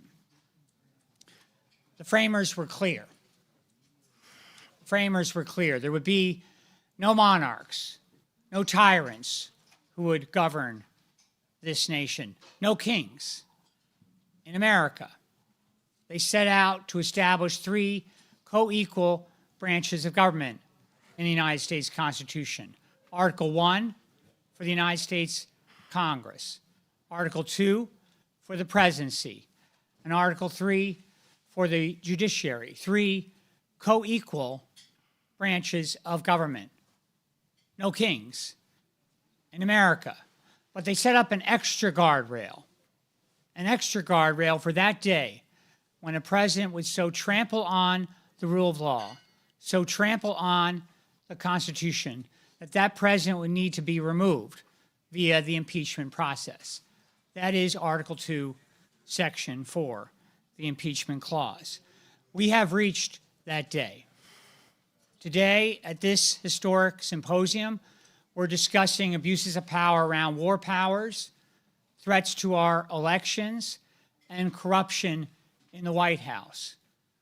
But there are, of course, many more. This president has committed multiple impeachable offenses, launching this nation into an illegal and unconstitutional war against Iran, unleashing ICE, a private army for him, to terrorize our communities across this country, kidnapping people off the streets and sending them to foreign torture prisons, illegally detaining and removing residents without due process of law, detaining thousands of people in inhumane internment camps, attacking the United States Congress, freezing public funds that have been duly appropriated, trillions of dollars, without any authority whatsoever freezing those funds, attacking the United States judiciary, defying multiple court orders the federal courts have issued across the country, threatening to execute members of Congress, intimidating federal judges and inciting political violence against them, pardoning 1,500 of his fellow insurrectionists for an insurrection that he incited on January 6, 2021, and engaging in rampant corruption in the White House, treating the Oval Office as a profit-making enterprise at the public expense, violating the foreign and domestic emoluments clauses. The list goes on. The list goes on, and I urge you to join us at impeachtrumpagain.org in this fight for our republic. Now, I understand that perhaps some viewers today will look at this and say, well, we've tried this before. We've tried this. Donald Trump was impeached twice. He wasn't convicted. We need to move on. Or now is not the time to talk about impeachment. We have three responses to this at Free Speech for People. Number one, we either have a constitution or we don't. We either have an impeachment clause or we don't. If we're not going to invoke the impeachment power at this critical moment for our nation, then we might as well say we're giving up on the United States Constitution. We refuse to give up on the United States Constitution. Number two, when we do not name these actions for what they are, high crimes against the state, we normalize this conduct. These are not policy disputes. These are abuses of power, high crimes, and we must name them as such. And number three, members of Congress take the very same oath that Donald Trump took on January 20th, 2025, to protect and defend the Constitution. They have a duty, a sworn duty, to uphold that oath and to invoke the impeachment power today. Now, 24 hours ago, as Teresa Amato highlighted in the last panel, this president issued a genocidal threat against the people of Iran. That alone is a basis for his immediate impeachment and removal. Many members of Congress took to the airwaves, took to their social media, and said now was the time to invoke the 25th Amendment to the Constitution.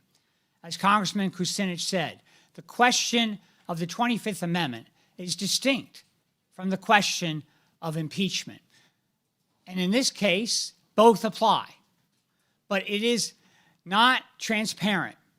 It is not honest for members of Congress to solely talk about invoking the 25th Amendment, a power that must be invoked by the Vice President and a majority of the Cabinet, without also facing up to their own responsibility to invoke the impeachment power at this time. And that is what is so critical about this symposium today and its timing. We are going to talk in this panel about Donald Trump's threat to our elections. And I'm going to introduce our two distinguished panelists.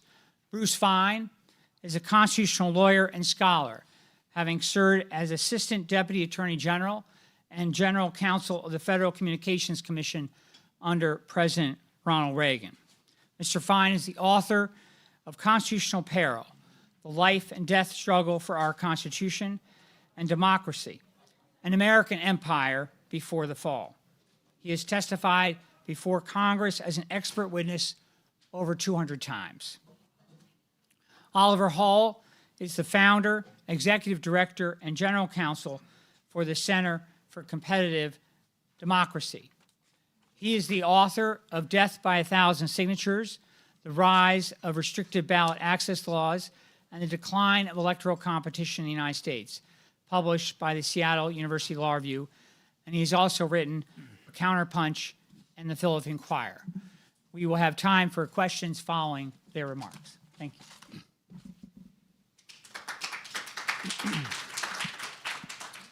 Thank you. Thank you, John. I'd like to make a few remarks relating to the earlier panel before we get into the electoral issue and the potential use of the Insurrection Act to send the military to obstruct or disrupt the November elections. But one, I don't think we should be surprised about Iran. If we go back to 1950 in Korea, President Harry Truman said it was a police action. He didn't have any authority to engage in a war involving 3 million Chinese, hundreds of thousands of Americans, millions of casualties, and indeed a risk of nuclear war that General MacArthur wanted to use against the Chinese. And that, the American Congress concluded, was not a war requiring a congressional declaration. So if you take Korea as a benchmark of presidential usurpations of the war power, what Trump is doing is minor compared to Harry Truman. Second thing I want to underscore is that what we are doing in Iran is the crime of criminal aggression that we ourselves expounded and championed at the post-World War II Nuremberg Tribunal. We wrote the charter, defined aggressive war, mainly defined as war not in self-defense, as criminal. Moreover, it wasn't just criminal as to the country. There were individuals who would be vulnerable to criminal prosecution as they were at Nuremberg. I think I'm perhaps the only one who's read all 19,600 words of the Nuremberg Tribunal transcript. There were 8 high-level Nazis who were sentenced to death for engaging in aggressive war, beginning with Hermann Goering, von Ribbentrop, Alfred Jodl. Don't need to go through all of them. We sentenced them to death. They invaded Poland, invaded Denmark, Norway, Belgium, the Netherlands, France, then later the Soviet Union. So if we apply our own standard to what is ongoing now in Iran, it's not just obliterating the civilization. We already committed the crime of aggressive war, started at least 6 weeks ago. If we apply our own standard, we would be criminally prosecuting, the triumvirate of Trump, Rubio, Hegseth, and others. The other thing that to me is astonishing is that in the Uniform Code of Military Justice, you have an obligation to disobey a clearly illegal order. The orders to attack Iran are clearly illegal under any standard, whereas there's no compliance with that obligation. During the Nuremberg Tribunal, many of the defendants said, if we opposed Hitler, we would be killed immediately. They'd send the Gestapo. So we acted under duress. Our response was tough. You're not going to participate in a crime of aggression. Even when it was likely, knowing Hitler's past conduct, maybe they wouldn't end up at Auschwitz with the Jews, but they'd be killed if they opposed Adolf Hitler. That's not what's confronting, Hegseth and Rubio. So the standards that we are applying to others and have in the past, we can completely ignore with regard to ourselves. That's the definition of lawlessness. It's not the rule of law. It reminds me in a little bit of Animal Farm. All animals are equal, but some are more equal than others. All nations are equal, but some are more equal than others. It's the epitome of arbitrary compliance with the law. I'd also make there was a question about trying to regularize impeachment so it doesn't degenerate into a partisan conflict.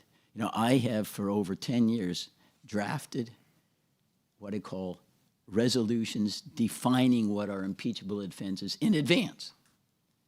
Moreover, I say they won't take effect until the next president is elected because you don't want to have accusations you're just targeting the incumbent.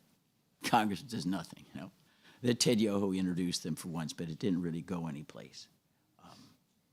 Now I want to the last thing I'd approach before we go into the electoral danger.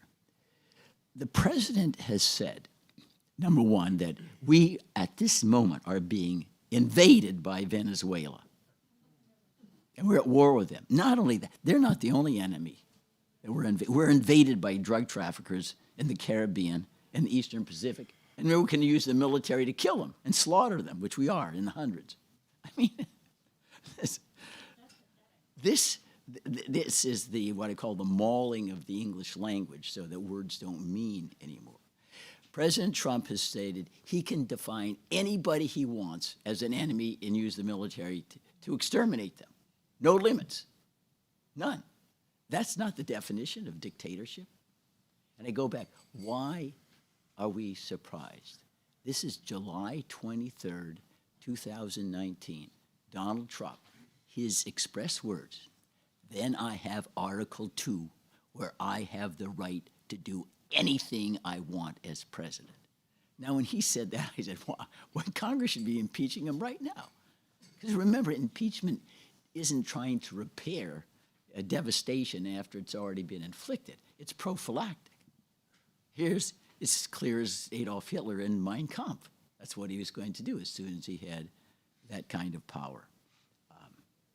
Now, let's go to the electoral issue. The first thing I want to say is that some would argue, well, we haven't had the election yet, so how can you have impeachment? Well, impeachable offenses apply when there's a clear and present danger that you're going to be thrown off the cliff. You don't have to wait till it already happens. If you look at the signs that Mr. Trump is going to invoke the Insurrection Act, which means that he can call out the military if he comes up with an excuse as to why the laws can't be enforced. And I can already write the executive order. Donald Trump.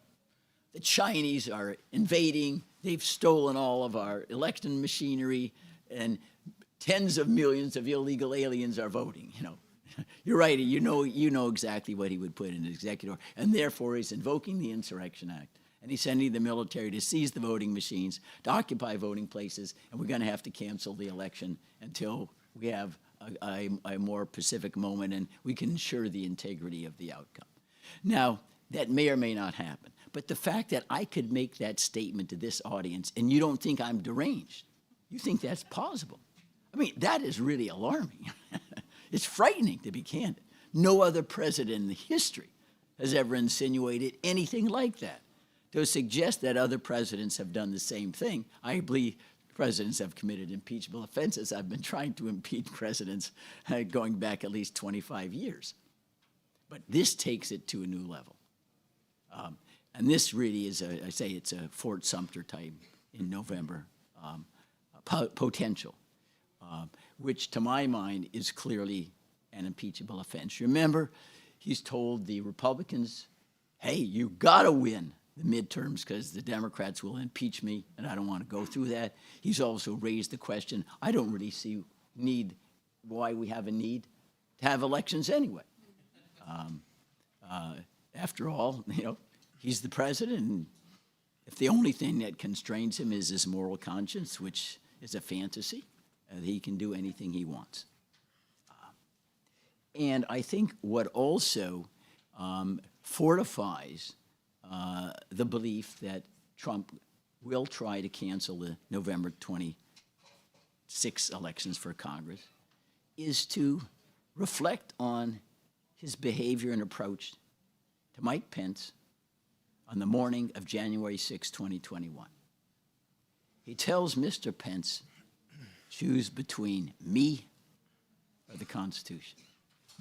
He was willing to say that to his vice president, even acknowledging that he knew what the Constitution was about, but he wanted him not to do that. Now, if he would stoop to that and pardon all the people who attacked the Capitol with the purpose of preventing the counting of state-certified electoral votes, state-certified meaning they had survived 61 lawsuits brought by Trump in his committees, to what extent would he go to try to cancel the November 2026 elections? He's already shown how far he's willing to go on January 6th. And he's not expressed any remorse whatsoever with that. And in addition to these actions and words of President Trump, He's already issued executive orders, notwithstanding the Constitution, Article 1, Section 4, if you want to say it, that the rules for elections are with the states, but Congress can override in some instances. The president is conspicuously omitted of any power at all. He's already issued executive orders saying, hey, we're going to decide at the presidential level who gets to vote, how votes are counted. Most recently, he did just, I think, a week ago. So it's clear that he believes he can run the country in November 2026 by executive order, and his lust for power is clear. And so, in my view, that justifies, based upon what he's already stated, impeachment and removal from office forthwith. Thank you. Take it over. Thank you, Mr. Fine. Mr. Hall. Thank you, Bruce. I'd like to try to add to your case that we do face a clear and imminent danger, clear and present danger, with respect to the electoral process and the threat to it posed by Donald Trump. But first, the subject of no kings has come up a few times today, and I wanted to say a word or two about that because I've been to the No Kings rallies, and they're kind of oddly joyous occasions in a way because you're there and so many people turn out, and you realize how many people care about the issues that we're talking about today. That said, I do think they have I think their messaging is a little bit off, and that's because I don't think Donald Trump wants to be a king. Kings are not elected. And I think Donald Trump wants to be a dictator. And like other dictators, he wants to pretend to be elected. If you look at recent dictators in our recent history, Saddam Hussein, Kim Jong-un of North Korea, these dictators claim to have been elected and then reelected by margins of 95, 98, 99% of the vote, right? It makes you wonder what happened to that brave 1% who voted against them.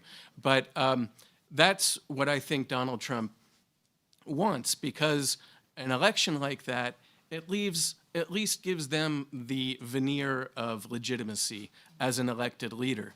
And that's something that a king would not have.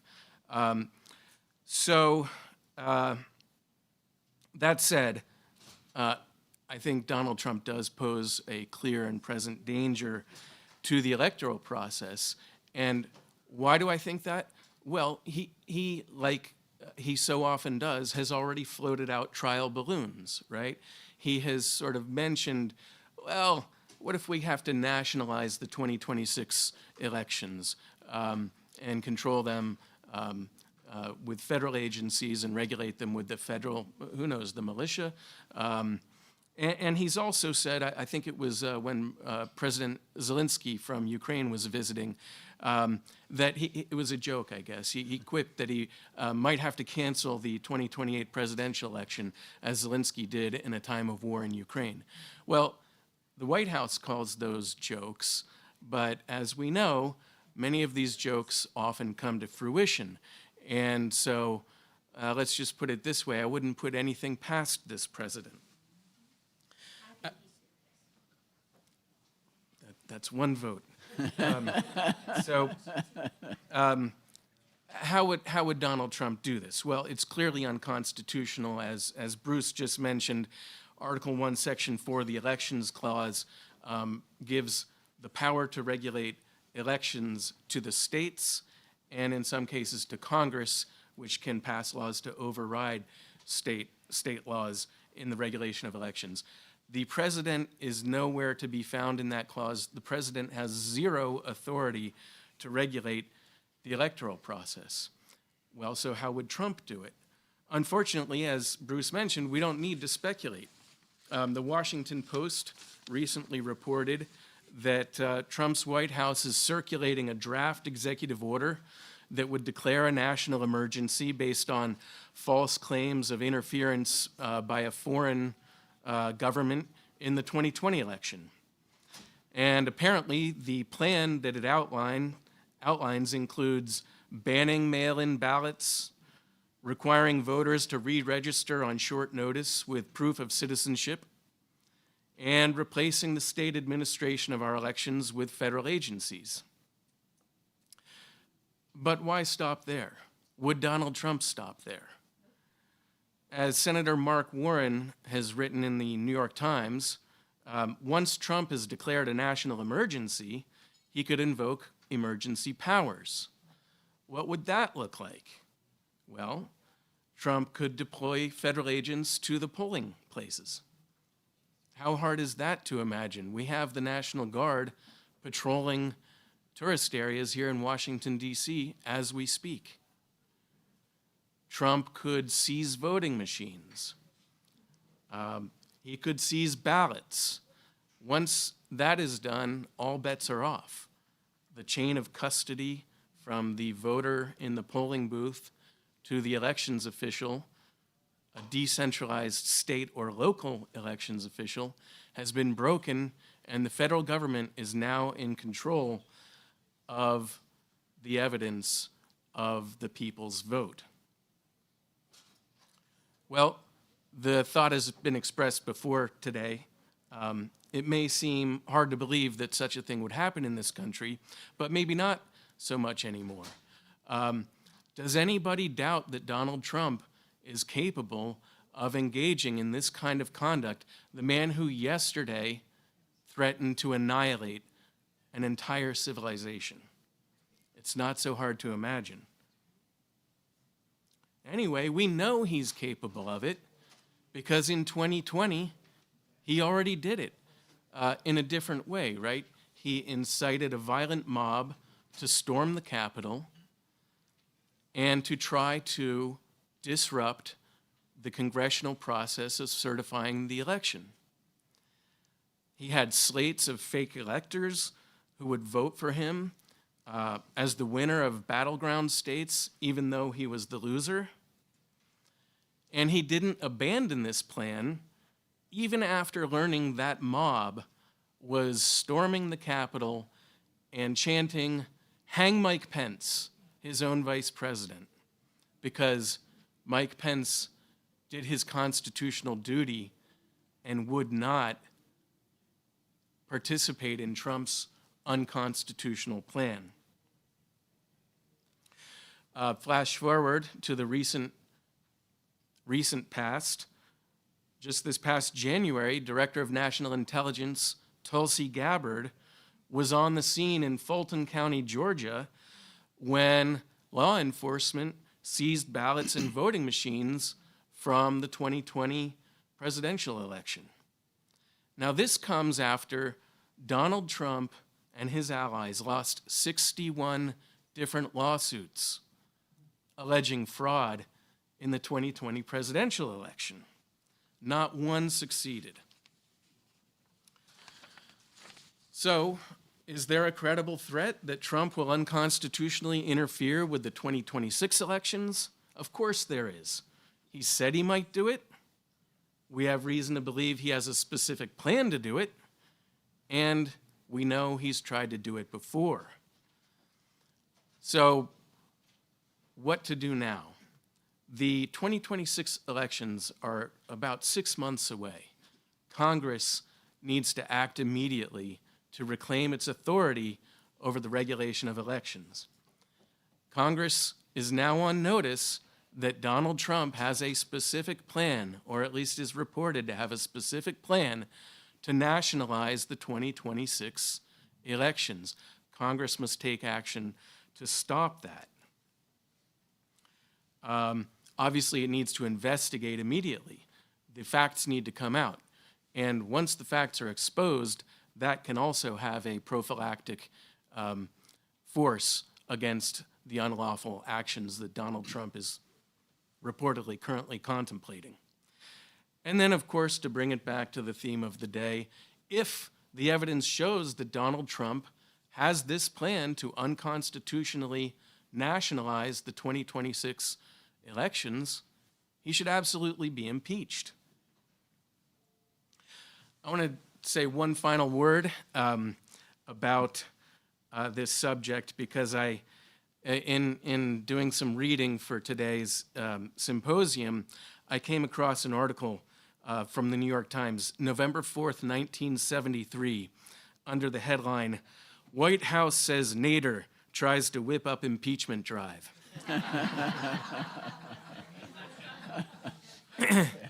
And the story was that Nader and his associate, if people haven't heard of Ralph Nader, he was famous as a consumer advocate at that time. He's gone on to do some things. But at that time, he was best known as a consumer advocate. And the story was that he and his associates were engaging in a campaign to make long-distance phone calls all across the country, trying to whip up support among the electorate to call for the impeachment of President Nixon. And there was a White House official quoted in the story, and he said, "Oh, this is an improper attempt by radical left-wing Democrats to steal an election they couldn't win at the ballot box." Does that sound familiar to anyone? Well, just eight months later, on August 9th, 1974, Nixon resigned. The point has been made before. Ralph made it actually himself, without mentioning whatever role he may have played, that it starts out seeming impossible, then it seems possible, then probable, and then it happens. So with that, thank you very much.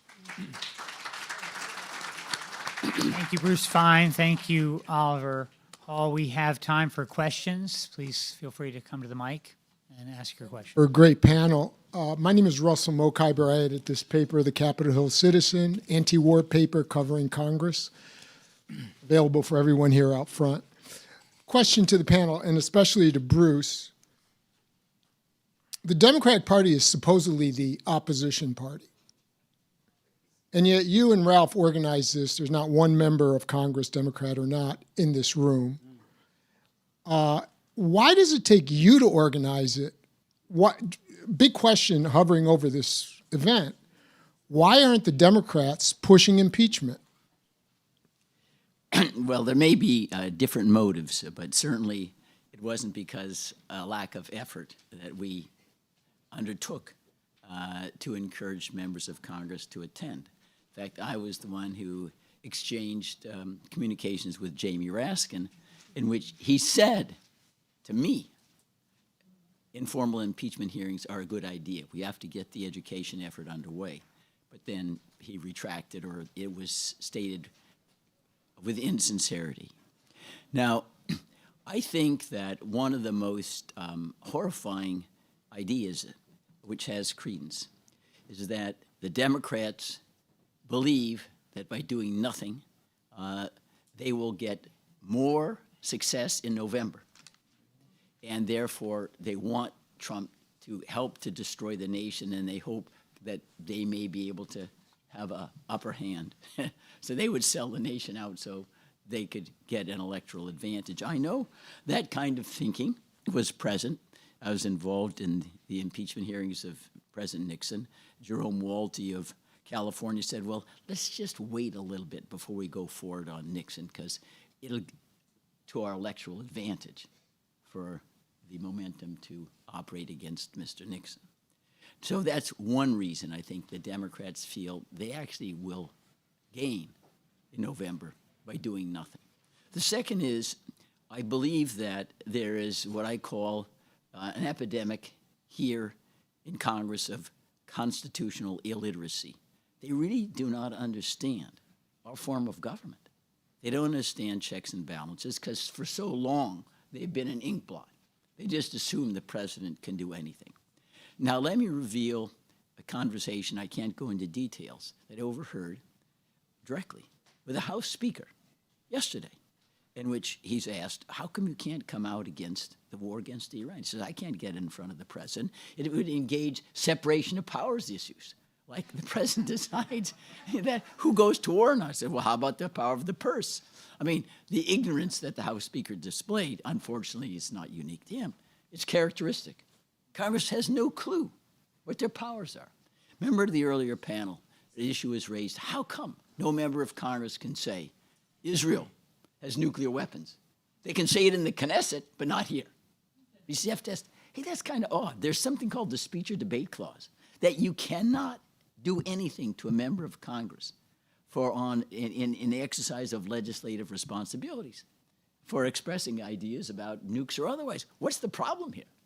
The speech or debate clause, in fact, was used by then Senator Mike Gravel to republicize 47 volumes of the classified Pentagon Papers.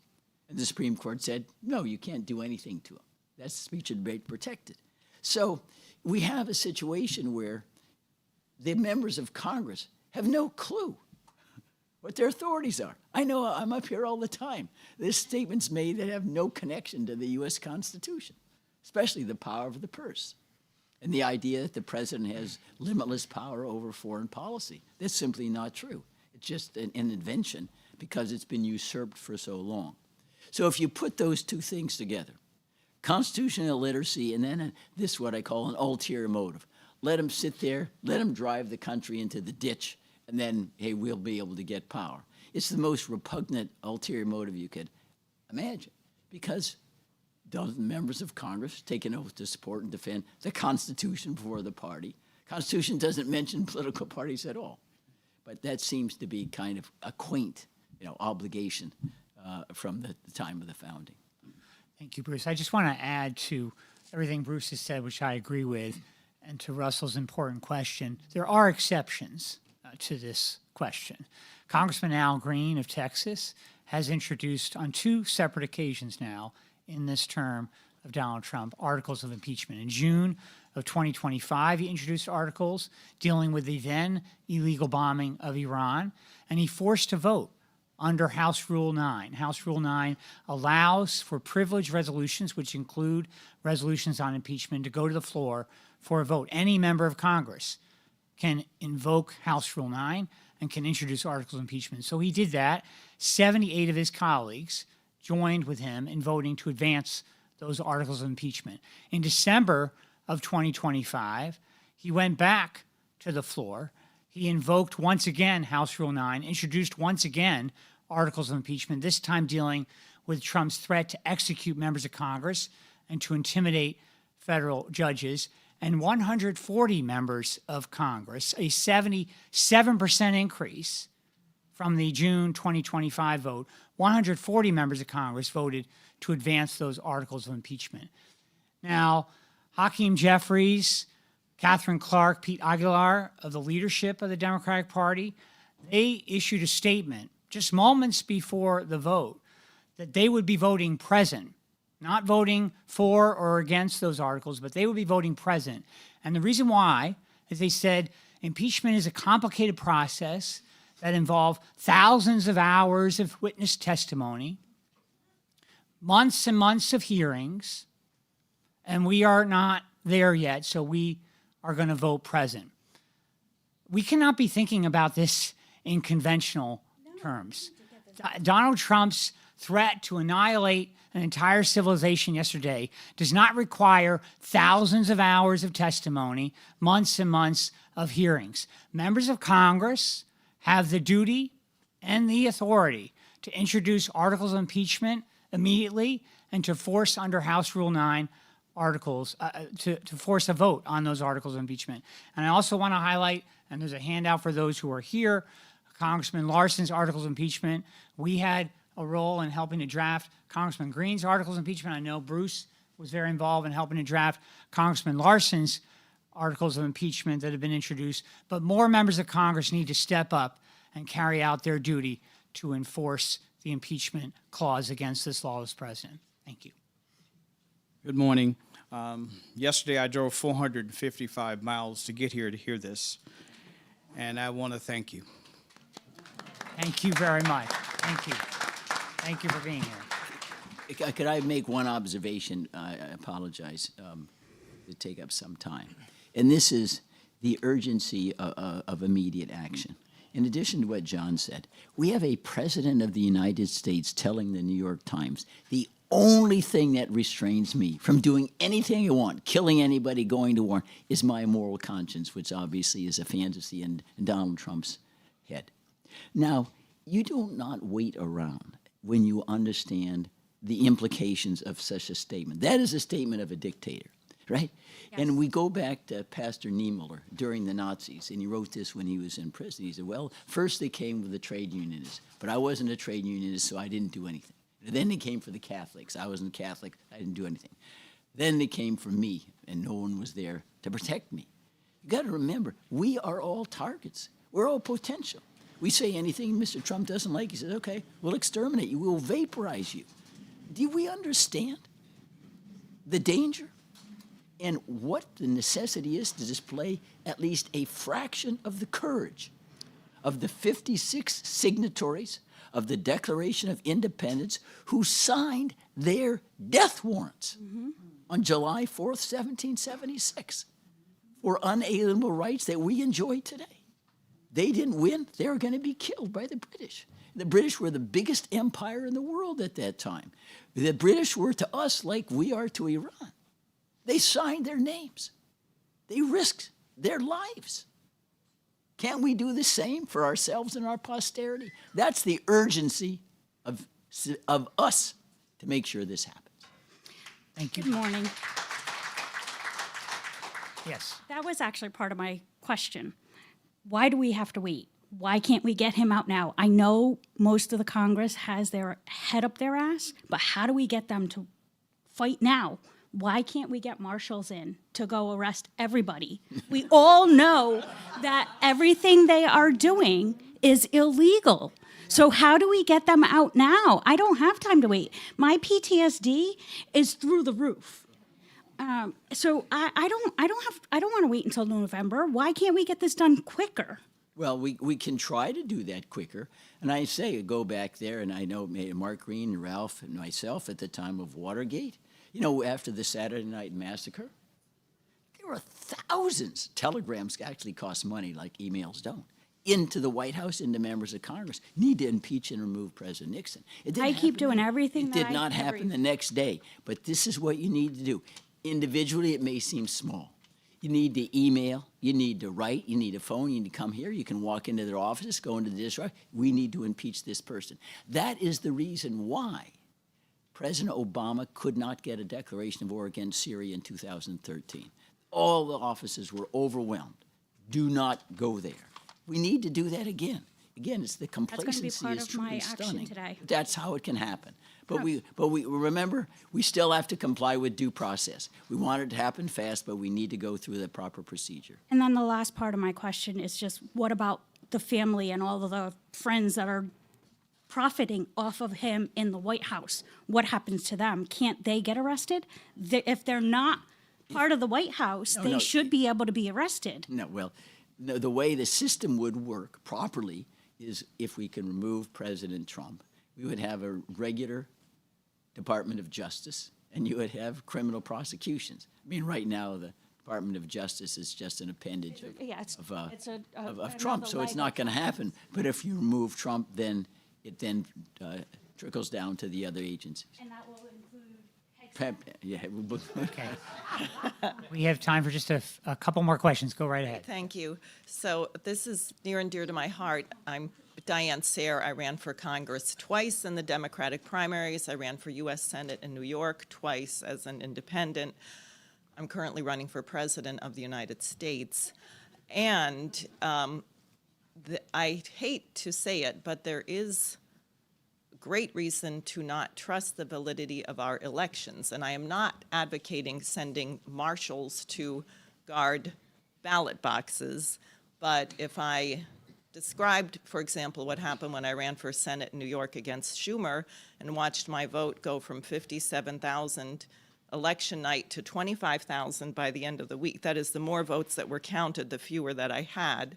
And then I discovered some very interesting things in my own county where my vote went from 6,212 votes to 270 votes.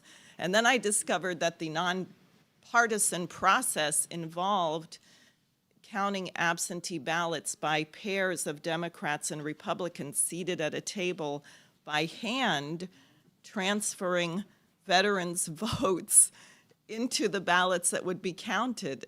I mean, it was actually amazing. It was things that no one would believe, and I won't go through everything else I found because it would make people's hair stand on end and it will take too long. So that is a very serious concern, and I think that citizens need to be brought in. Votes need to be counted at the polling place. I think talking about illegal immigrants voting illegal, if that's such a thing, is just nonsense, because the thing is done technically and with desired outcomes. But then even prior to that, which I was talking with Oliver about earlier, which many Americans don't know, is the ballot access question. The state of New York, where I managed to get on the ballot for U.S. Senate, and I'm the only one who's gotten on in that state in 4 years in a statewide race, New York was the only state in the whole United States that only had a Democrat and Republican candidate for president. So they have made it impossible, and most voters are not aware that there are people who are better than members of Congress, we would hope, right? There are people out there who are better than these schmucks that are here. Yeah, do you want to just They pose can't your get on the question? ballot. Yeah, so I'd like to know, Congress, for example, I asked Judge Knapp, can we get uniform ballot access requirements? Judge Napolitano told me for federal office he thought that was possible. I think there should be, we got to do something to make these congressmen feel like they're beholden to us. Okay, thank you. Oliver, I think you have a lot to say on this. But I can be quick. The answer is yes. And ballot access bills have been introduced at the federal level in the past. John Conyers was a sponsor. Jesse Jackson Jr. was a sponsor. Ron Paul was a sponsor of different bills. But in essence, they set one federal standard for ballot access for federal offices. And that standard, in I'm sure your opinion as well as mine, was much more reasonable than the standard that is set by many states. So yes, it's possible. The problem, as always, is the lack of political will. One thing that Republicans and Democrats agree on is that they don't want competition, and that's the reason for the state of our ballot access laws. Thank you. Oliver, last question. Thank you. Yes, hi. I know the Constitution does not state money is in our politics. How in the world do we get this money out and put it back where it needs to belong? It's on your. Well, if you, I think, like all difficult questions, they have more than one answer. But I think one of the reasons why we've degenerated into what I consider a plutocracy is that the federal government has gotten so big and into so many elements of financial life that private enterprise finds they get a greater return on investment by putting money into political campaigns and then getting regulations and statutes that protect them from competition, and they raise prices and they get federal contracts, the military-industrial complex being one answer, is there's a huge incentive to spend money on campaigns because they get a return from the federal government. If we actually eliminated the military-industrial complex, it would probably cut the spending in campaigns by at least 50%. Now, there are other reasons as well as to why money is so much more important now than it ever was. Part of the reason, I believe, is because the quality of the candidates plunges.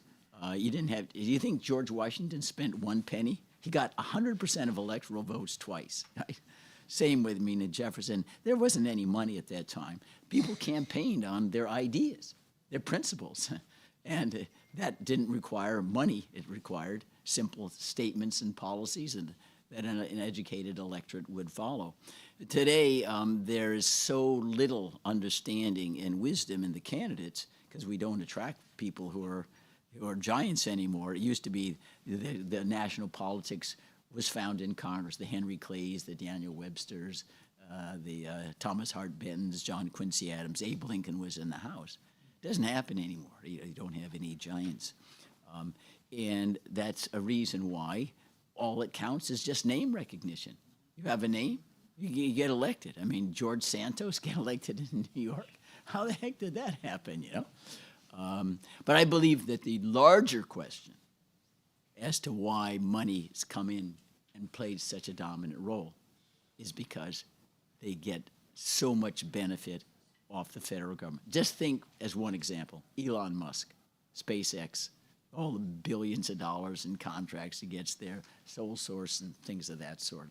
Amazon, AT&T, all these.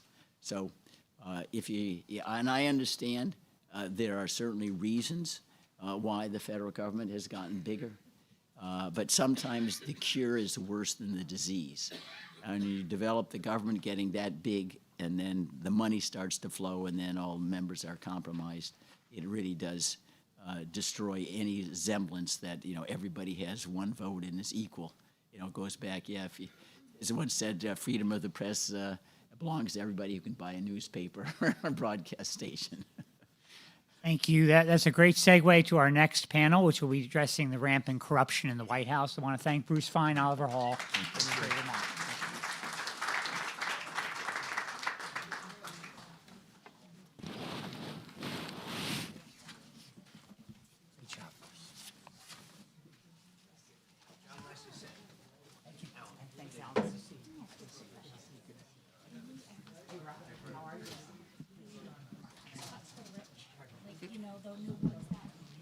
Bruce? Bruce, your pen.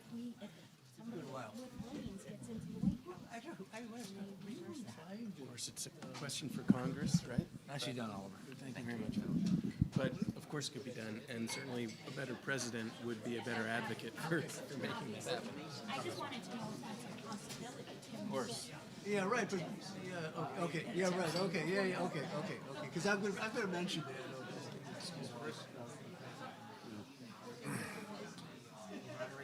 I hope so.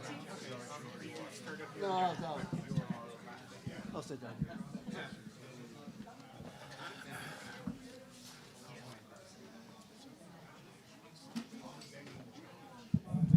Are you on board for impeachment? Sure. That's what I'm here for. I'm not. I'm here because of Ralph.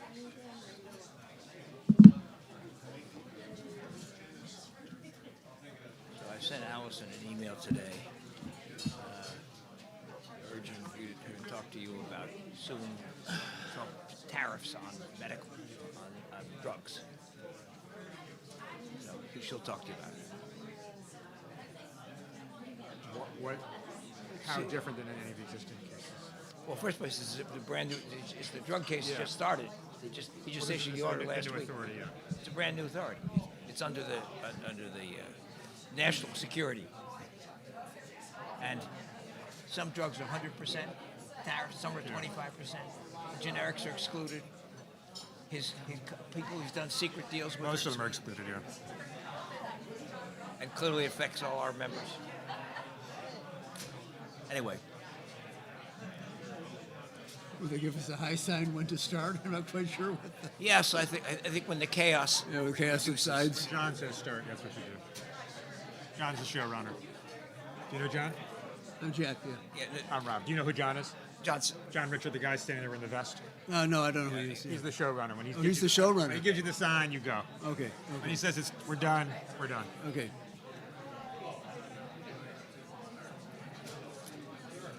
We're more or less back on schedule.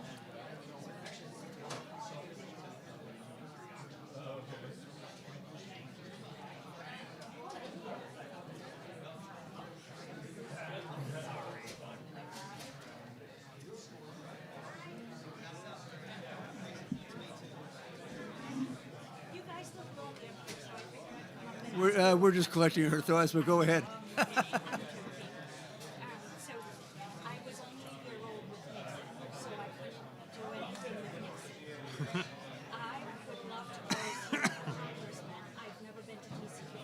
Oh, where are you from? I'm actually from Rhode Island, but I live in New York. Yeah. Of course, a lot of people from Rhode Island never leave. You know what? I miss it. Yeah. Are they still going to ask for money? The story this morning is they're going to. Well, you're in one right now. 80 to 100 Yeah. billion. Knock on the door. You have to find where your member is. I mean, there's a directory out at the front of the building, but You know, it's all murky because they're making it up, but it does appear to be separate from the 500. They're on the other side. They're in the Senate. They're in the Senate side. On the other side of the house. Yeah, no, they didn't. You're knocking the door and Why seems not? although Congress is in recess, so it's the action might be kind of slow. it may be two, or even 3 votes on the. Because they don't want to stay anyway. supplemental They don't want to appropriation stay bill. anyway. They want to do out of that $500 billion, they want to do $350 billion. They go home mostly to fundraise. So it's all kind of a murky mess. But the number, and I think, it wouldn't be a stupid strategy. Like, let's part put of the crazy cover. number, 500, and we'll get 200. But I don't think this is a strategy. I just think they actually kind of mean it. Why not? It's big. I'm told the showrunner's Talk going to give me the about signal. 5% of Who's GDP. the guy wearing the vest? 5% of GDP is like That guy. You'll have to ask somebody else. I don't know. I So can't. it's like, we're on our way. The guy guy behind the camera wearing the vest. Yeah. John? Yeah, he's the guy who runs the operation. You want me to call this meeting order? It's just. Ladies and gentlemen, Yeah, no. if you can grab your last drinks, last nips, take your seats, settle down after all the excitement. We'll try to get the show running for our final session, which is going to wrap promptly, I'm fairly sure, at 1:30 p.m. So I'm Jack Rakove. I'm going to say a working historian, except I retired some years ago. I write mostly about the origins of the Revolution and Constitution and do a lot of work on James Madison. And since some points were made in the last session about things we don't know and fully understand about some of the basics of American history, I thought I would start with a very quick history lesson about the impeachment clause. And Bruce and I were just Bruce I've actually known for a long time. We actually played basketball back in the early '70s, occasionally in Hemingway Gym. And I'm not sure I wholly agree with one of the points you made, and I want to use that by illustration. But so I want to start by just saying a few things about the origins of the impeachment clause, which is a subject of some interest to us today for obvious reasons. And so here's going to be a real super quick history lesson, not delivered my fastest Chicago accents, but I'll move along pretty quickly. So impeachment was a major part of politics in 17th century England.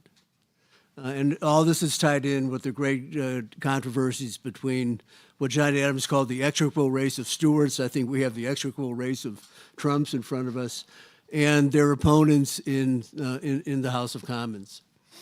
And we don't want to belabor it, but the key point I made is whatever was deemed to be impeachable was very much a matter of the discretion and judgment and also the political will of the House of Commons, which actually did not meet for long periods, which was a major source of constitutional controversy, both under Charles, under James I and Charles I, and then again under James II.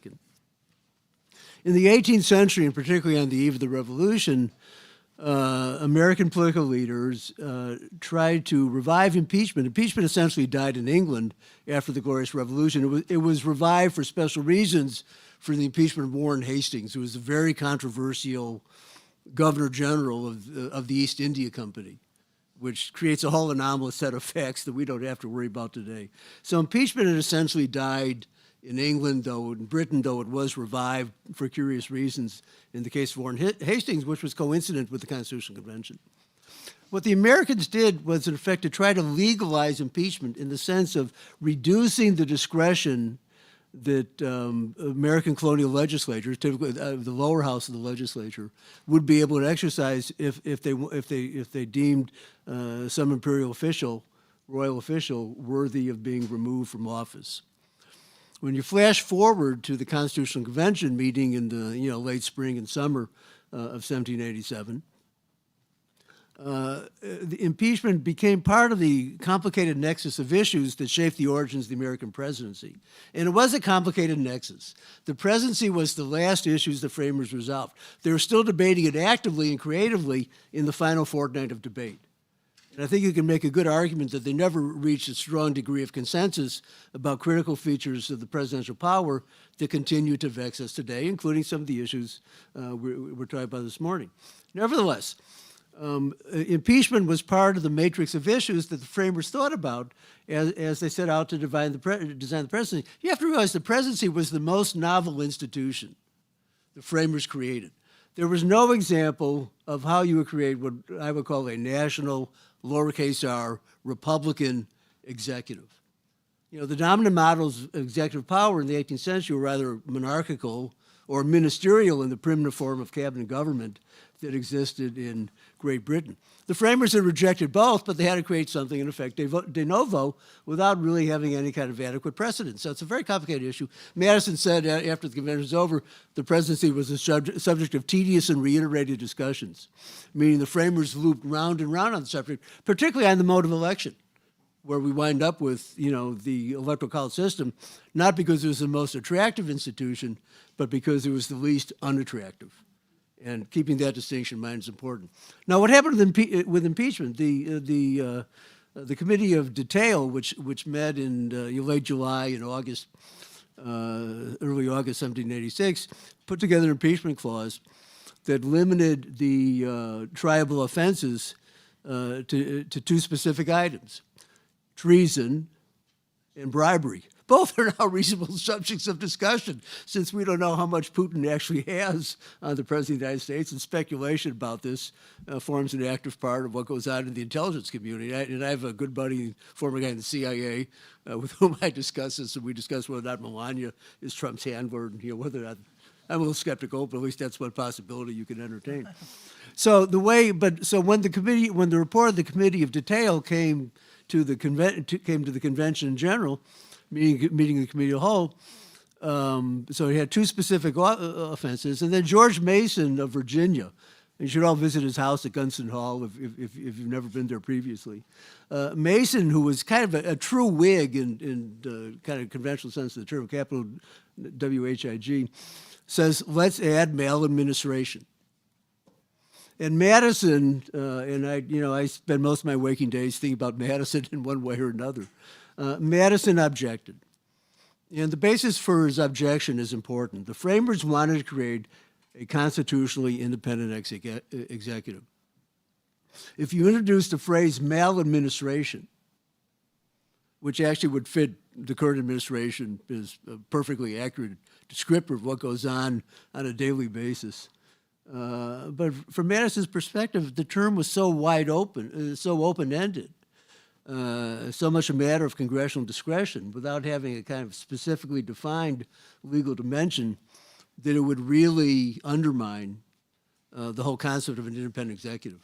I mean, you can impeach a president for anything and everything under that basis, and if one of your goals is to create a constitutionally independent executive office, who would be the sole holder of the executive power, that would have been a real problem. So then we get high crimes and misdemeanors, which to modern American means, you know, either January 6th or jaywalking across Pennsylvania Avenue, because we have a common sense version of what we mean by misdemeanor. But there's no discussion of it. And so, you know, as Gerald Ford famously said, well, in the end, impeachment is anything the House of Representatives decides it to mean. So which means that in one sense, the topic is wide open. So that's historical lesson number one. Second historical lesson is, and it's worth thinking about this, is that down until the so-called Committee on Postponed Parts, which is the last significant committee, well, no, next to last significant committee, the Men in the Convention, delivered its report on September 4, 1787. It's that committee which finally came down on the side of the Electoral College. It had to invent the vice presidency, which was an institution that nobody had in his mind until, you know, the committee came up with it. And I have to note, the vice presidency was never regarded to be part of the executive branch until well into the 20th century. Mike Pence, when he did his duty on January 6th, was acting in his traditional capacity as the president of the Senate. That was the true role. President pro temps of the Senate were, you know, for much of even in the 19th century, were elected on a daily basis, just when the vice president wasn't there. That was your job. And that's an issue that John Roberts mangled badly, among many things he mangled badly in Trump versus the United States, was this whole characterization of the vice presidency historically is quite fallacious. But one of the other key things that the Committee on Postponed Parts did is it created the two advice and consent clauses the power over treaties, the power over power over treaties, power over appointments had been given to the Senate, and that's where it resided until the Committee on Postpartum shifted around. It also made one other critical change, which affects impeachment. Impeachments were to be done by the Supreme Court prior to the meeting of the Committee on Postponed Parts. And the idea, therefore, you were going to legalize the process of impeachment in a specific, explicit sense was one of the reigning motifs. But a lot of this gets twisted around at the very end without the framers reaching a firm consensus on this. Okay, so that's the deep historical lesson. I'm going to cut short, except I want to make a quick segue into what our colleagues are going to talk about. Now, let's assume, which assume the elections do take place, and I share the kind of worst case scenario that Bruce was discussing, and who knows what Trump is going to do with the Militia Act and so on. I mean, all of these things have become plausible. But let's assume elections take place, and the Democrats capture the House, which I think, is, I don't do any gambling of any kind, but if I were betting, that's what I would bet on now. It seems to me bribery would be the first and most immediate object of, the most obvious source of any impeachment resolutions. There are lots of other things out there, but as we know, actually from the two Trump impeachments, sometimes you still want to keep the focus as narrow as possible. So bribery would work pretty obviously, though, and I want to just toss this out a question.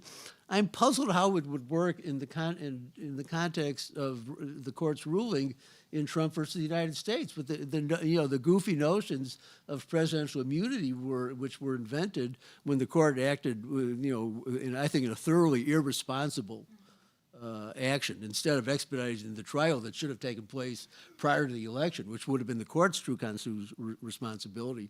The court did everything to do it. I forget the balls and strikes stuff. The court, and Bruce will appreciate it, the court was running the four corners offense on the impeachment trial. They were running out the clock so the American people would not have the information, let's say the definitive judgment we needed, particularly about January 6th. So those are just my introductory remarks. A little bit of deep history, which I hope will actually help to set the framework for what we're going to talk. And now I'm just going to turn things over to our two guests who are more than well described. And we'll start with Dean Morris and immediately on my left. Thanks, Jack. So to answer your last question, I have to ask my students that when I teach Trump versus the United States next week. Okay. Okay. Article 2, Section 4 lists impeachable offenses, only two of them. The first is treason, the second is bribery. I want to talk today about the first cousin of bribery, which is extortion. 18 U.S.C. 1951 B.3.2 defines extortion. Let me read it to you. The term extortion means the obtaining of property from another with his consent, induced by the wrongful use of actual or threatened force, violence, or fear, or under color of law. It is the under color of law that Donald Trump has been using to extort the United States. Now, the good thing about this charge is that the facts are all undisputed. He has said them out loud, and we know them. He has proclaimed them from the highest mountain that this is what he's doing, and he's proud of it. It just happens to be extortion. So he's guilty of extortion. I want to focus today on four sets of victims. One, universities. Second, law firms. Third, foreign countries. And last, businesses. Not everybody within each category gave in. Many did, but it's a crime to attempt to extort or extortion itself. As I say, the most amazing aspect is this is all out in the open, and everyone that happened under a color of official right.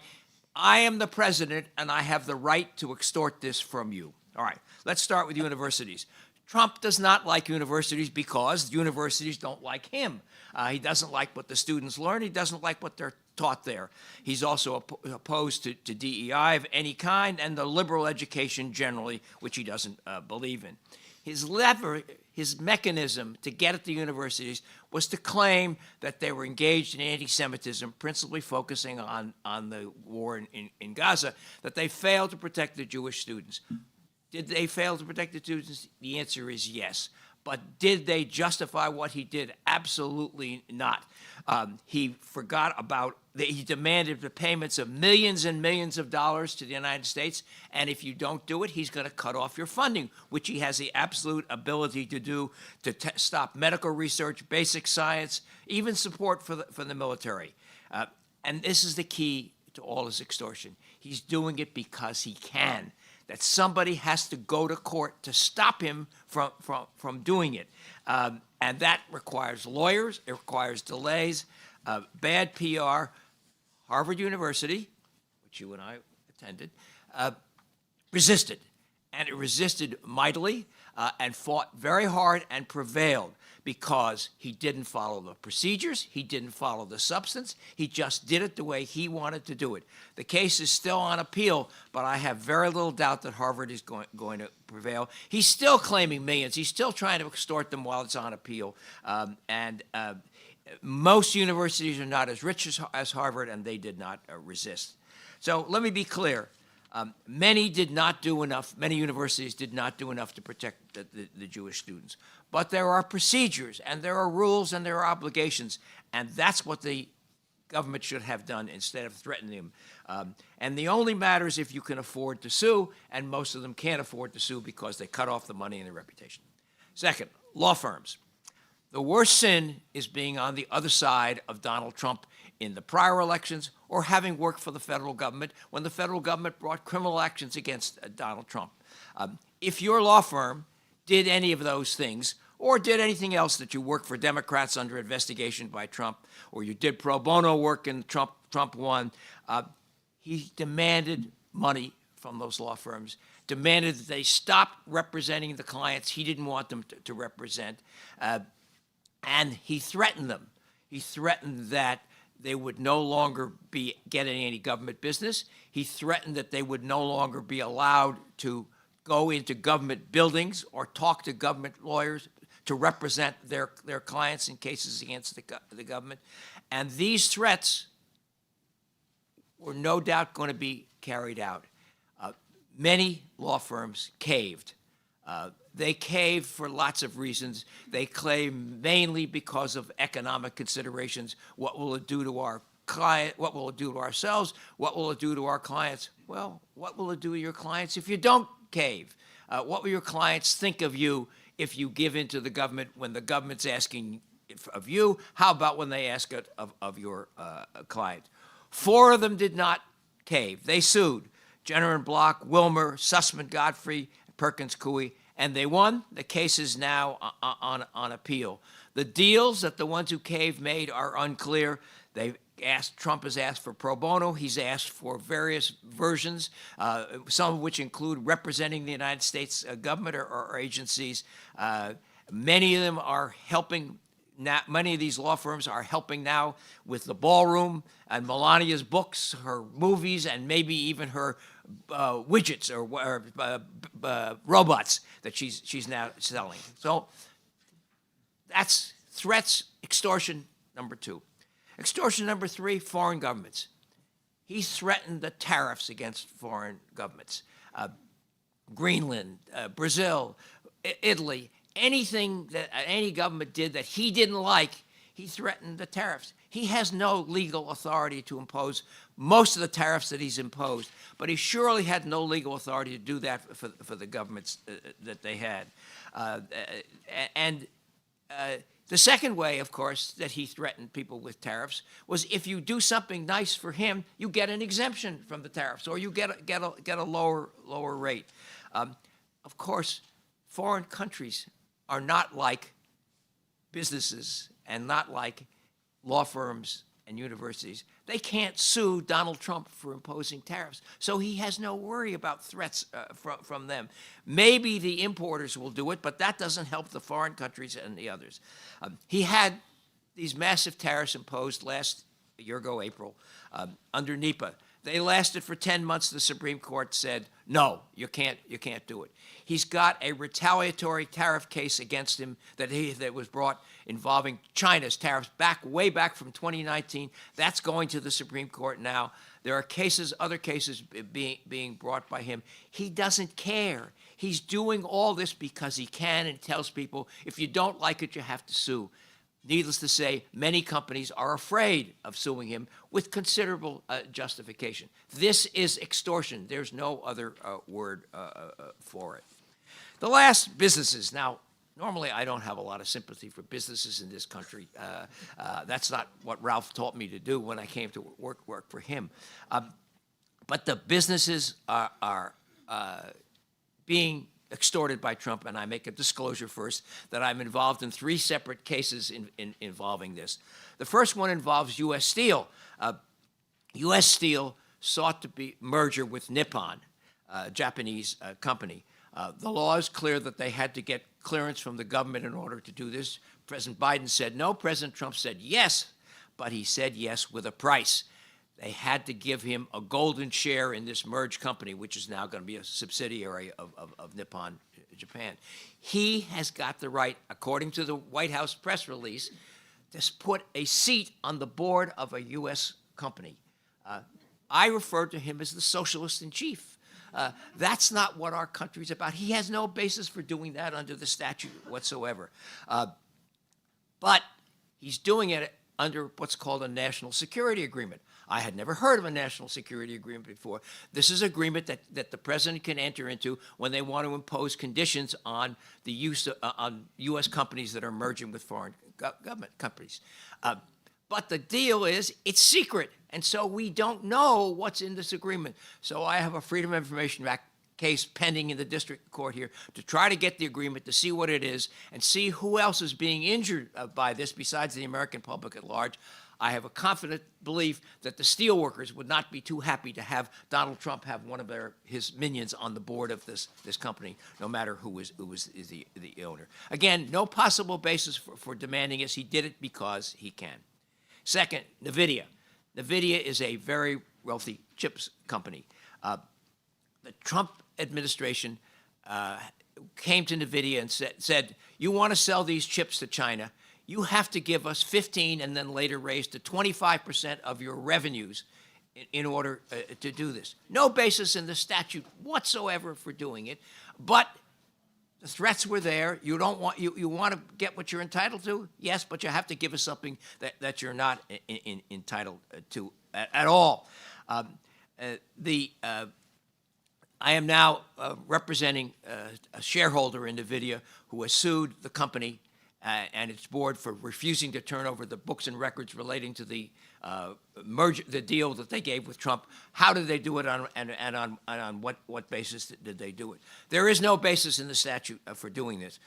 We are hoping to get the books and records so we can bring it action to prevent the company from spending millions of dollars to give to the federal government, the Department of Commerce in particular. And in addition, to the extent that there's any arguable basis for doing so, this would be an export tax that's especially provisioned under the Constitution, and he can't do it for that reason and many other reasons as well. Third case, Intel. Intel was awarded $8 billion in grants under the CHIPS Act to create the chips that we needed for our economy. Biden administration and the Congress virtually unanimously supported this. Trump said, when he came in, he said, well, you know that deal you had?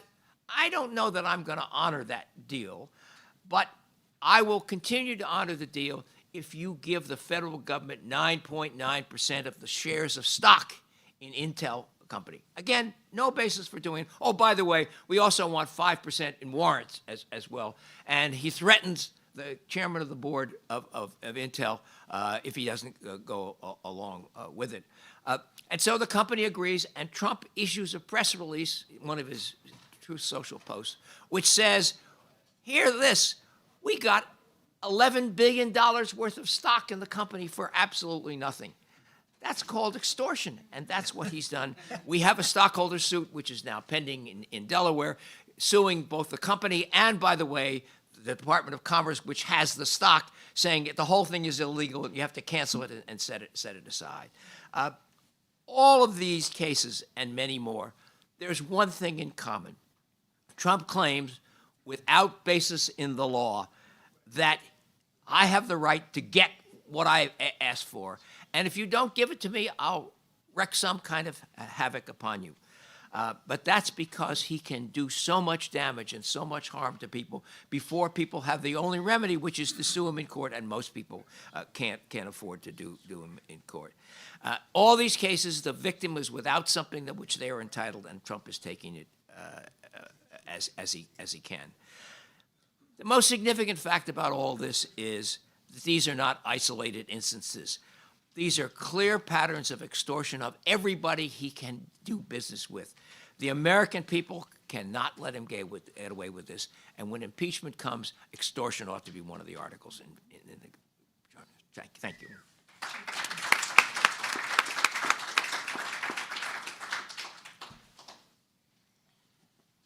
Good for me. Ellen Weissman. You got a microphone you got to use. Do I?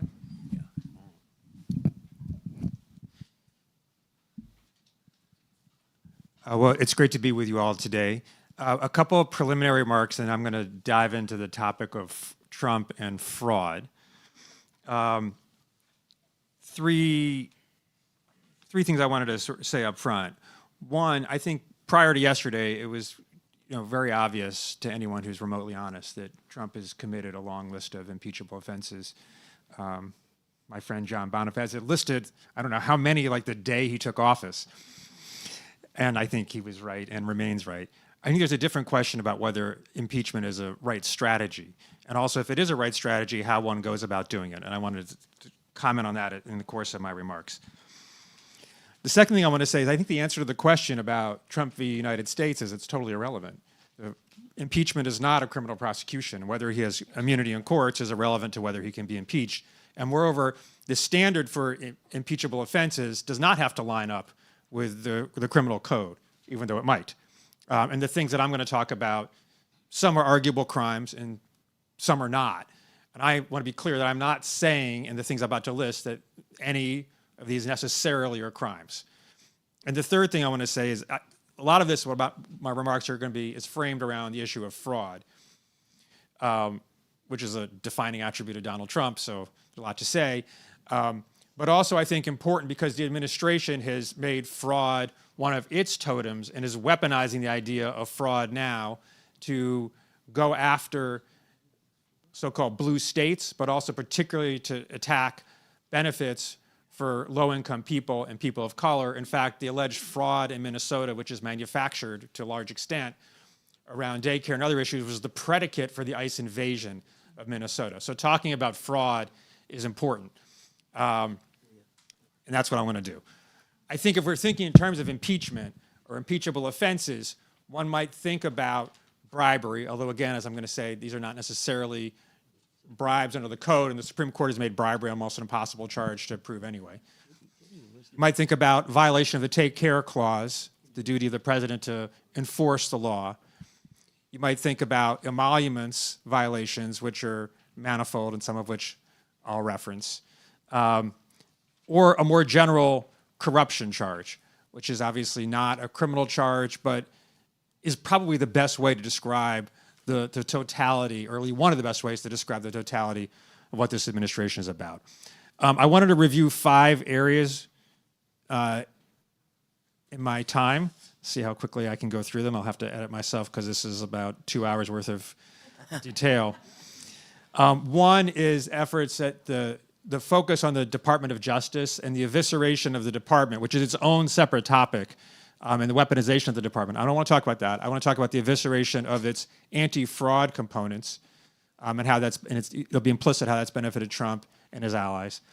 Second, how the administration has affirmatively fostered fraud in the private market, including for Trump corporate allies. Third, the abuse of the pardon power, and specifically the abuse of the pardon power to benefit individuals who have committed fraud.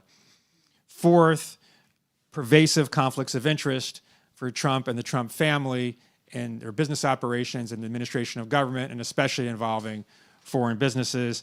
And last, quickly just touching on the ballroom, because how can I leave the ballroom out? Can't leave the ballroom. It's even in the title of this panel, I think, so Ralph would be unhappy if I didn't mention the ballroom.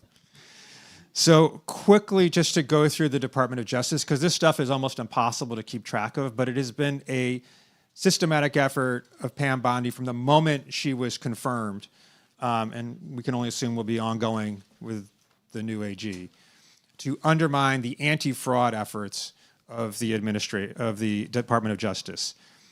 An initial move was to gut the department's public integrity section so that almost every lawyer who working in the public integrity section that's dealing with bribes and efforts to undermine the efficacy of government has been gutted. Everybody is gone. They disbanded the consumer protection branch of the Department of Justice. It's gone. They announced a new policy related to crypto businesses, which Trump at one time thought was a fraud per se, but now because the source of his wealth. They changed the enforcement strategy, moving away from the Biden administration effort to actually enforce the law, which makes most of what crypto is doing illegal, and said, not anymore. They narrowed enforcement by the National Security Division to announce that effectively there would be no enforcement of FARA, which is the Foreign Agents Registration Act, which means people who are being paid to work on behalf of foreign governments or corporations have to register. Pam Bondi herself had been a foreign agent. Kash Patel had been a foreign agent who didn't register, perhaps why they got rid of that. They announced effectively that they were going to halt the enforcement of the Foreign Corrupt Practices Act, which prohibits U.S. companies from doing bribery overseas. They massively roll back enforcement against corporate lawbreakers. I'll talk more about that in a moment. And they fired the department's ethics advisor, because that's an inconvenient person to have around when you're Pam Bondi on Donald Trump. So that's point one. How did they enable fraud? Well, you may remember, and again, it feels like we've been living with this administration for 1,000 years, so it's hard to remember. At the beginning of the administration, they arbitrarily and illegally fired 17 inspectors general. What's the job of inspectors general? It's to root out fraud and hold both agencies accountable for their wrongdoing and to deal with fraud against the federal government. Since then, they fired more. Through October of last year, they had fired 65% of all the presidentially appointed IGs, and 75% of the IG positions were unfilled. So just no one at the top. These are big offices, the IG offices, so it's not just the person at the top, it's hundreds of people working in the office, depending on which agency it is. They had systematically gutted those, including forcing out between 12 and 30% of the staff at all the agencies, 30% at the Department of Treasury. So that's the agency, that's the system in government to deal with the fraud of government gutted. The administration and the president himself has been very active in using the pardon power. I kind of like the use of the pardon power. I think presidents don't use it enough. I think it ought to be used on behalf of people who are wrongly prosecuted or who are prosecuted for nonviolent offenses, for unreasonable charges. That hasn't been the president's focus. He instead has focused, of course, first on the mass pardon of the January 6 offenders. But if you leave them out, he's also been very aggressive in the use of the pardon power. Through the first year of the administration, he had issued 114 pardons or grants of commutation of sentences, which is a high number compared to prior presidents. 41 of those, a third, related to fraud charges. So he had a particular affinity for pardoning people who had committed fraud. He also had a particular affinity for pardoning people who either gave him money, gave money to his political campaigns, or otherwise benefited him. So a couple quick examples. There was a corporate CEO whose wife donated $1.8 million to Trump's reelection bid. There's another one whose mother was a major fundraiser for Donald Trump. And the most important one, the Binance CEO, known as CZ, Changpeng Zhao. We'll get to him in a second, but he basically stood up Trump's crypto company that's given him billions of dollars and did most of the work to enrich Trump in this administration. That's the abuse of the pardon power. I'm going to skip over some other stuff. They gutted the CFPB. That's really important for fraud. They've gutted the IRS. That's really important for cracking down on tax cheats. In fact, there's a 22% reduction in the overall staffing at the IRS, which is going to translate, according to the budget lab at Yale University, into almost $200 billion less in collected taxes over a 10-year period. Other things worth talking about. I'll skip some of these. There's a lot of them. Actually, let me not skip this one. So we've done we've tracked all the open corporate investigations and enforcement actions that were in place when Trump took office, and he's led to this massive spree of closing down investigations or letting people off with the softest of penalties, or actually going back and undoing already agreed to plea agreements and letting the companies off the hook. The most important one of those is Boeing. So I did want to say a word about that. As you recall, Boeing was responsible for 2 crashes that killed 380 plus people. They resolved the criminal case, and there was widespread wrongdoing at Boeing and a massive cover-up of information they knew that led directly to the crashes that killed all these people. At the end of the first Trump administration, they entered into what's called a deferred prosecution agreement, where there would be no actual prosecution of the company, but a requirement that the company not break the law in the future, and if they didn't, then there'd be no prosecution. That sounds nuts to you because it is, but that's pretty normal for corporate crime prosecutions, yes. And it's also true that the company is already required not to break the law in the future, even without a special agreement. But that was the deal. Unfortunately, Boeing couldn't keep to it. Boeing did break the law in the future. You remember the Alaska jet that had the door blow off and stuff? That was a Boeing flight. So the Biden administration said, hey, you know what? You made a commitment. You were going to follow the law. You didn't follow the law. We're going to prosecute you. They didn't do a very good job of that. It was going to be a light prosecution. But Boeing did agree to an actual criminal plea. But they didn't get the deal done before the administration ended. And when Trump came in, they undid that plea agreement, which Boeing had already agreed to. They had already agreed to a plea agreement, and instead said, okay, we'll give you an even lighter agreement than the original one. It's called a non-prosecution agreement, which basically means we don't feel like prosecuting you. That one is one of the worst corporate crimes in American history, with one of the worst abuses of the enforcement process. So worth highlighting. So real quick, in terms of the president's conflicts of interest, he's obviously created these huge businesses around cryptocurrency. World Liberty Financial is now co-owned by the UAE in a secret deal that was uncovered by the Wall Street Journal, and that led to a direct deposit in the pockets of Trump and his family of $187 million. His meme coin has garnered him probably hundreds of millions of dollars.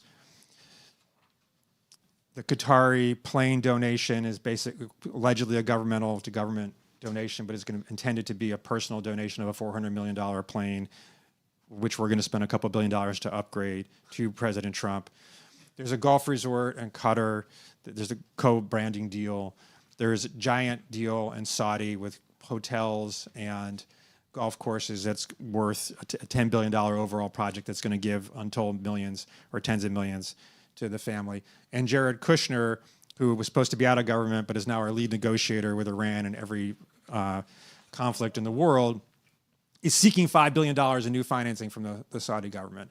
So it's impossible to think about the conduct of our foreign policy, especially in the Middle East, without regard to all these foreign entanglements. So the idea of emoluments, which are prohibited by the Constitution unless authorized by Congress, as like an abstract issue is wrong. It is not an abstract issue. There is no way to understand what's going on unless you take into account how Trump is entangled personally and financially with these foreign governments. And why is it that the leader of Saudi Arabia can whisper to Trump and say, go harder and harder against Iran? And why does the president of the United States care whatsoever what that person says to him?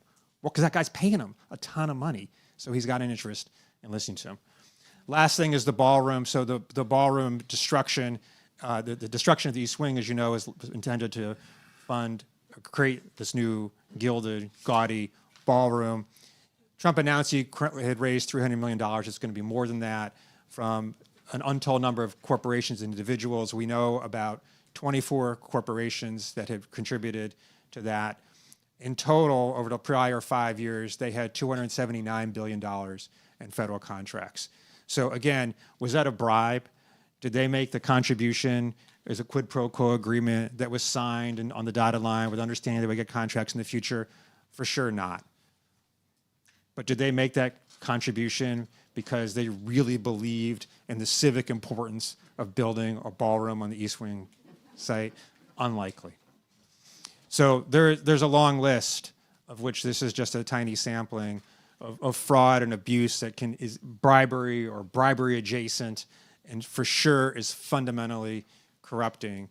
And I think one of the last thing I'll just say, I think as people are trying to build out this story, it's super important, obviously, to say the law and review the history, but also if the case is going to be made to the American people about impeachment or any kind of Trump accountability, it has to be why it matters. And so I think some of these fraud cases are really clear, like people who were killed and their families are getting no justice because of a corrupt deal, right? All this money is going to the ballroom because these companies are getting contracts that are ripping us off. These extortions are happening because are going to hurt identifiable individuals, workers, or businesses. I think telling that story has got to be a central thing that we try to do as we go forward to the remainder of this miserable term.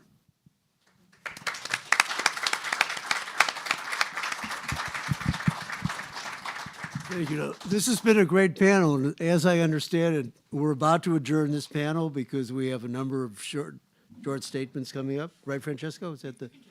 Oh, okay. So if questions and comments, I guess somebody will give us the appropriate sign.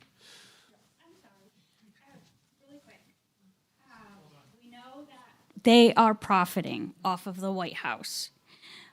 If and when Trump is impeached, can we get that money back? Can we seize all the money he has stolen from us?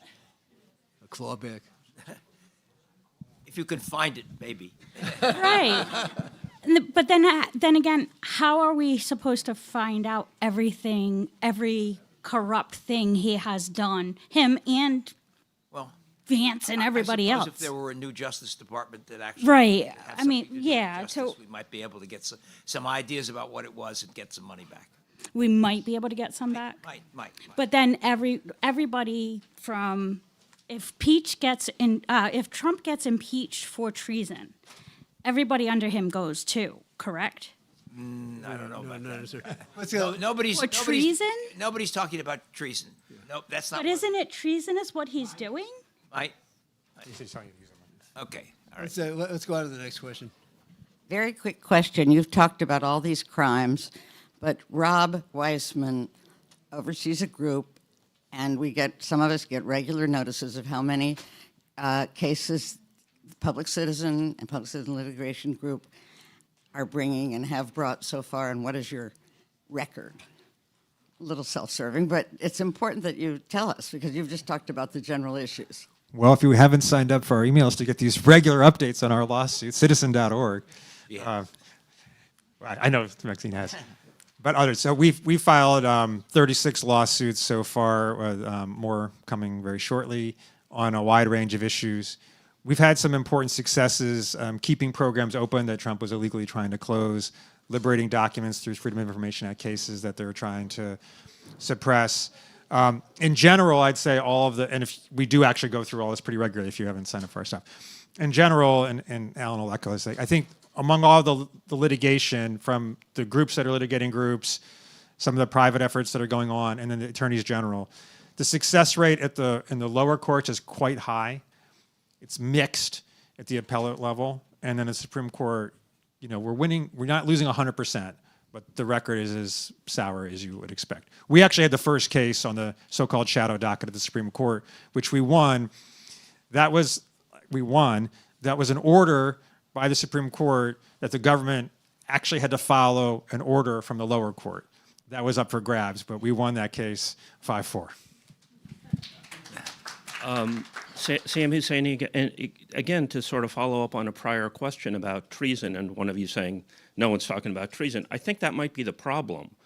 You have masses of people out there saying that the U.S. went to war against Iran, largely working hand in glove with a foreign government that I don't think has been mentioned on this panel, Israel, and somehow there's no connection to that for being the first reason for impeachment, treason. Maybe this is just a comment. There's this incredible disconnect between what's being said out there and what the so-called analysis is in here, and somehow people are wondering why impeachment doesn't happen. Thank you. Hi, question for you, Rob Weissman. You said at the beginning of your comments that you were going to talk about the political issue of whether impeachment should happen, and if so, what the strategy should be. But I don't think you were able to get back to that for understandable reasons. You had a lot of ground to cover. So I'd like to know what your thoughts are on whether impeachment should happen, and if so, what the strategy is. And please don't say it shouldn't happen, because your co-panelist there, Dean Morrison, has just, I think, correctly stated that the American people can't stand for this. Thank you. Is that a question or an instruction, my friend?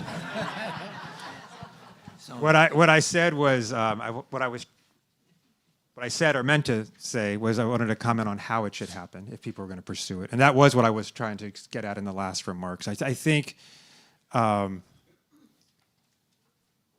With respect to Sam, the prior commenter, I think there is obviously intense anger for all justified reasons, but also we did impeach him twice in the last administration, and there needs to be some reflection on what was achieved by that and not achieved by that, and what will be different. So, like I said at the outset, there's no question the offenses are impeachable, but like, what are we going to do that's different? And part of it has to be, I think, making an appeal that is meaningful to people. And that may mean thinking about both rhetoric, but also especially explaining why the things matter, which is what I was trying to get to. Rob, you came late, so you weren't here for my question in the prior panel, in which I argued that a transpartisan impeachment gets us out of this mantra of making impeachment a partisan issue, where it's for Clinton's sex life or purely partisan things, and that if you have a Democrat and a Republican come forward and saying we will impeach anyone who wages illegal war, and therefore that shames the rest of Congress and creates a new pro-Constitution center that changes the dynamics. So to answer your question, I think I've answered it twice with my comment earlier on this panel and the prior. I'm not arguing with you. I'm just saying I think we have to think about these things. And that's a theory. And I think this, to what Bruce and others were saying, you know, it's a process for debating this. Like I don't think we should be sort of dogmatic. I think people, if there's a way, if you know there's a way forward, and you're sure you're right, I think you're wrong. Because I don't think it's so obvious how we're going to succeed in holding this president accountable, or how to run an impeachment campaign that succeeds in whatever your measure of success is. So I think there should be conversation and fraternal debate among allies and colleagues about ways to go. And what you're saying? I don't mean to be distasteful. I'm just saying a I hear you. partisan impeachment hasn't been attempted, to my knowledge. Well, here, Oliver, I'll give you the debate. Yes, of course, but how are you going to do it? Who are these Republicans standing up to call for impeachment? It's not, they're not lining up. Massey, who I mentioned in my prior comment. I want to interject a quick comment here. It just seems to me, thinking more as a historian than a lawyer, which I'm not, though I do hang out with a large number of them, that it is so essential to set the precedent that precedents are subject to the highest form of punishment, whether it's criminal or in a sense political. And then, the fact that other nations manage to do this and we don't, particularly in this 250th year, which I think is going to be a great mockery of the group I've spent 50 years studying as a historian. But I do think that point from at a fundamental normative level is critical in and of itself. And when you read the accounts of what went wrong, and I forget the two authors who, there's a standard book now on the Trump impeachments, and I'm forgetting the names of the authors, but the number of expedient political calculations from both parties, particularly the second impeachment. The Democrats wanted to go on with Biden's agenda. They didn't want to get bogged down taking testimony. The Republicans, they were conscientious for about 3 or 4 days, and then they all went down and kissed the ring and folded.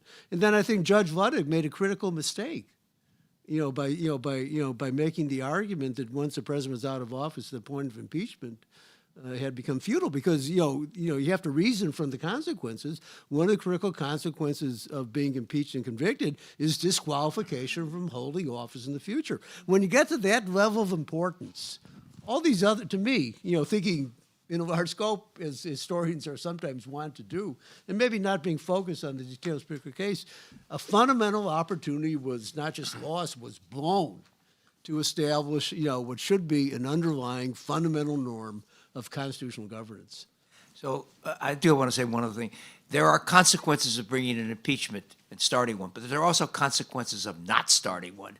And we have to think about, do we condone what he has done by saying it's too difficult, it's too complicated, and it's too scary? That's the question we have to address. Okay. And now that's a dramatic wrap to this session. We have a few more statements to follow, as I understand. Okay.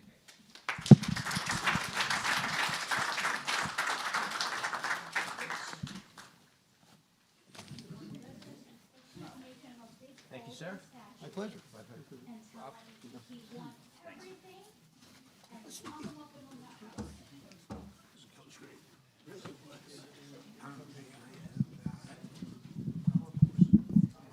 Could the next panel come forward, please?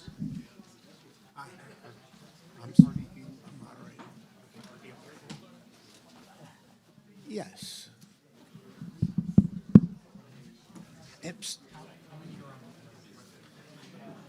There are like three on the panel. However, there is one person who is away, no visual, but her voice could be heard. Do you know about this? Speak to John Richard about getting her. And Francisco. Okay, later. I'll move over. This is better. The three of us are in the same picture. How are you guys doing? Thank you, everyone, for attending, and an appreciation. We're on time. Okay. There might be time for questions at the end, but it depends on me and the panel. There'll be two statements that we'll be submitting from people who could not attend, Ben Cohen and John Koskinen, and that will be part of the record that John Richard will be putting together. And then we'll hear audibly from Jessica Denson, who will speak on her time. To quote, which he should always do, Charlie Rangel, everything has been said, but not everyone's said it. Which brings us to the final panel, which should be called, based on everything I've heard from incredibly brilliant, each one, incredibly brilliant comments. Genocide? Should Trump be impeached, or should we await a Nuremberg trial later? In that spirit, I'd like to conclude today's pioneering symposium. To summarize holistically, that's a first. Appreciate how no other president has either done this or come close. Even to say that Trump is Nixon times 100 understates, as people say, the real-time peril we're facing. Look, I like watching the news, and I like seeing the dark side of the moon. I don't want to see Iran or America turned into the dark side of the moon, which might happen if Trump is not stopped by pioneers like you and then citizens out there. The summary is, first, an anti-American president who's, for what's radical, is not a group pursuing impeachment and conviction, but a gangster regime, to quote Jamie Raskin, to violate every law and norm to maintain power. Until now, presidents weighing a policy decision, Republican or Democrat, would to some degree ask themselves, What's the national interest? Instead, Donald Trump's only consideration appears to be, factually, what can I get away with to win money, vengeance, and dominance? Americans have never before experienced this degree of lethal extremism, especially the week of genocidal threats, which leads to an analysis that when he said that Iran should be, his word, exterminated, it's an interesting word historically, for some fabricated threat which he alone gets to decide. No, if Mussolini, Hitler, Stalin, or Putin did that, it's hypothetical, it would have been condemned by governments around the world as fascistic, sadistic, and authoritarian.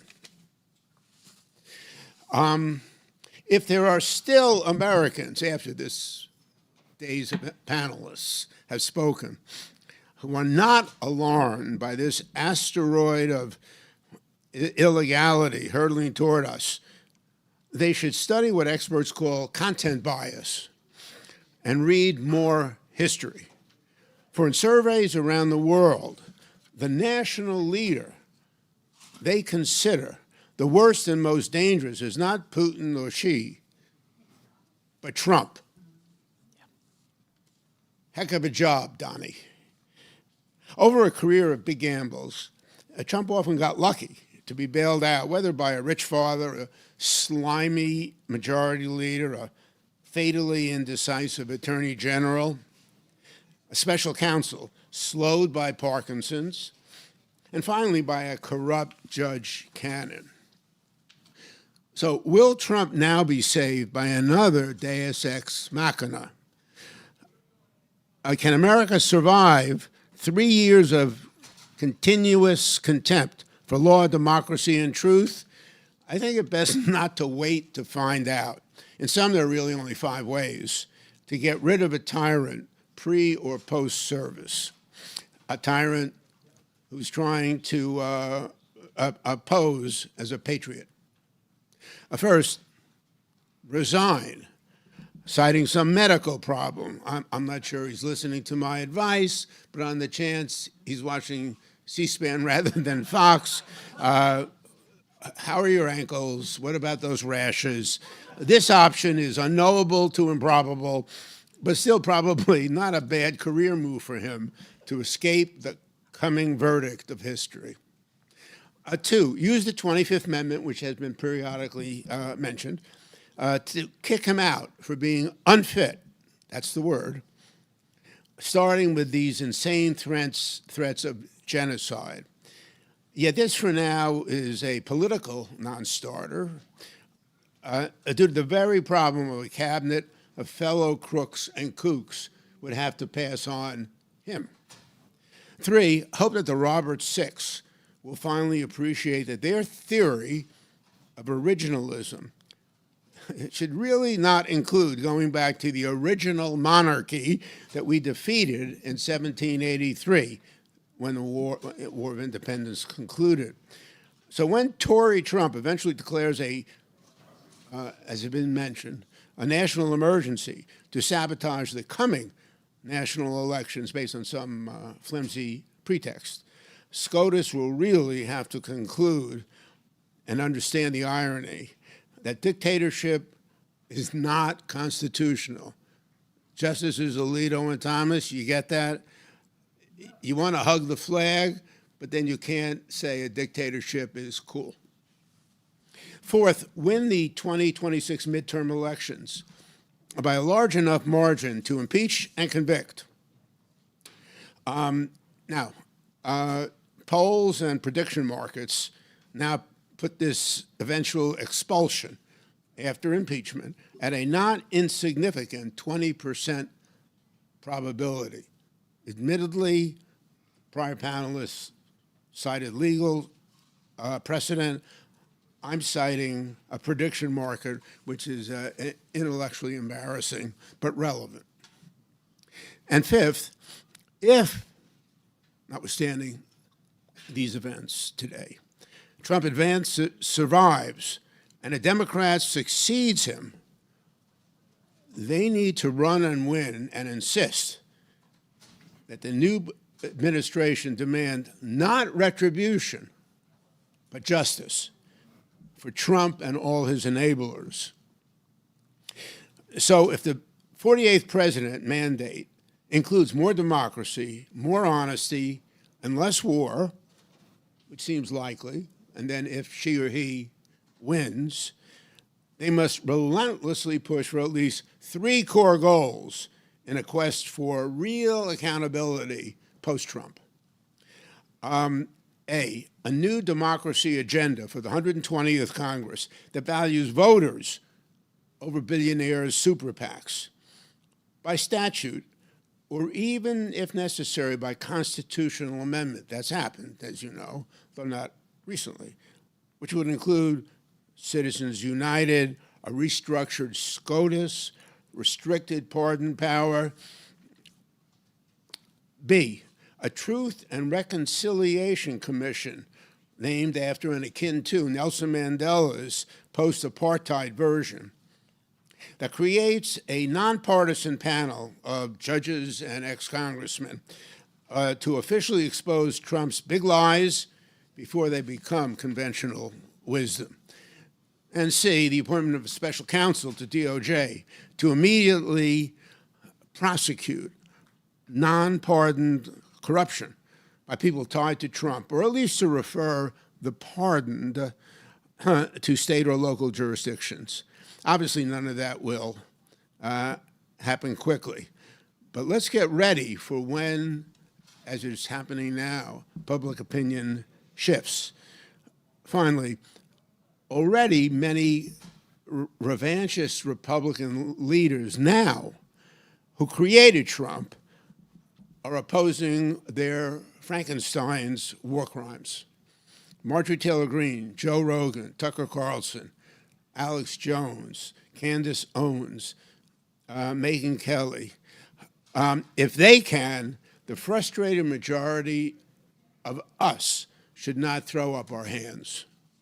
For there's no alternative to the wisdom of Norman Cousins, who in the 1950s wrote, quote, "No one is smart enough to be a pessimist," close quote. And the axiom of Judge Leonard Hand, that quote, "The way the inevitable came to pass was effort."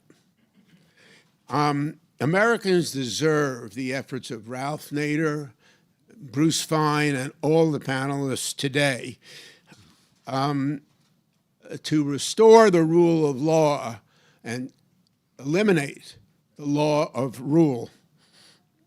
Thank you. Let me now turn to the panel that's here.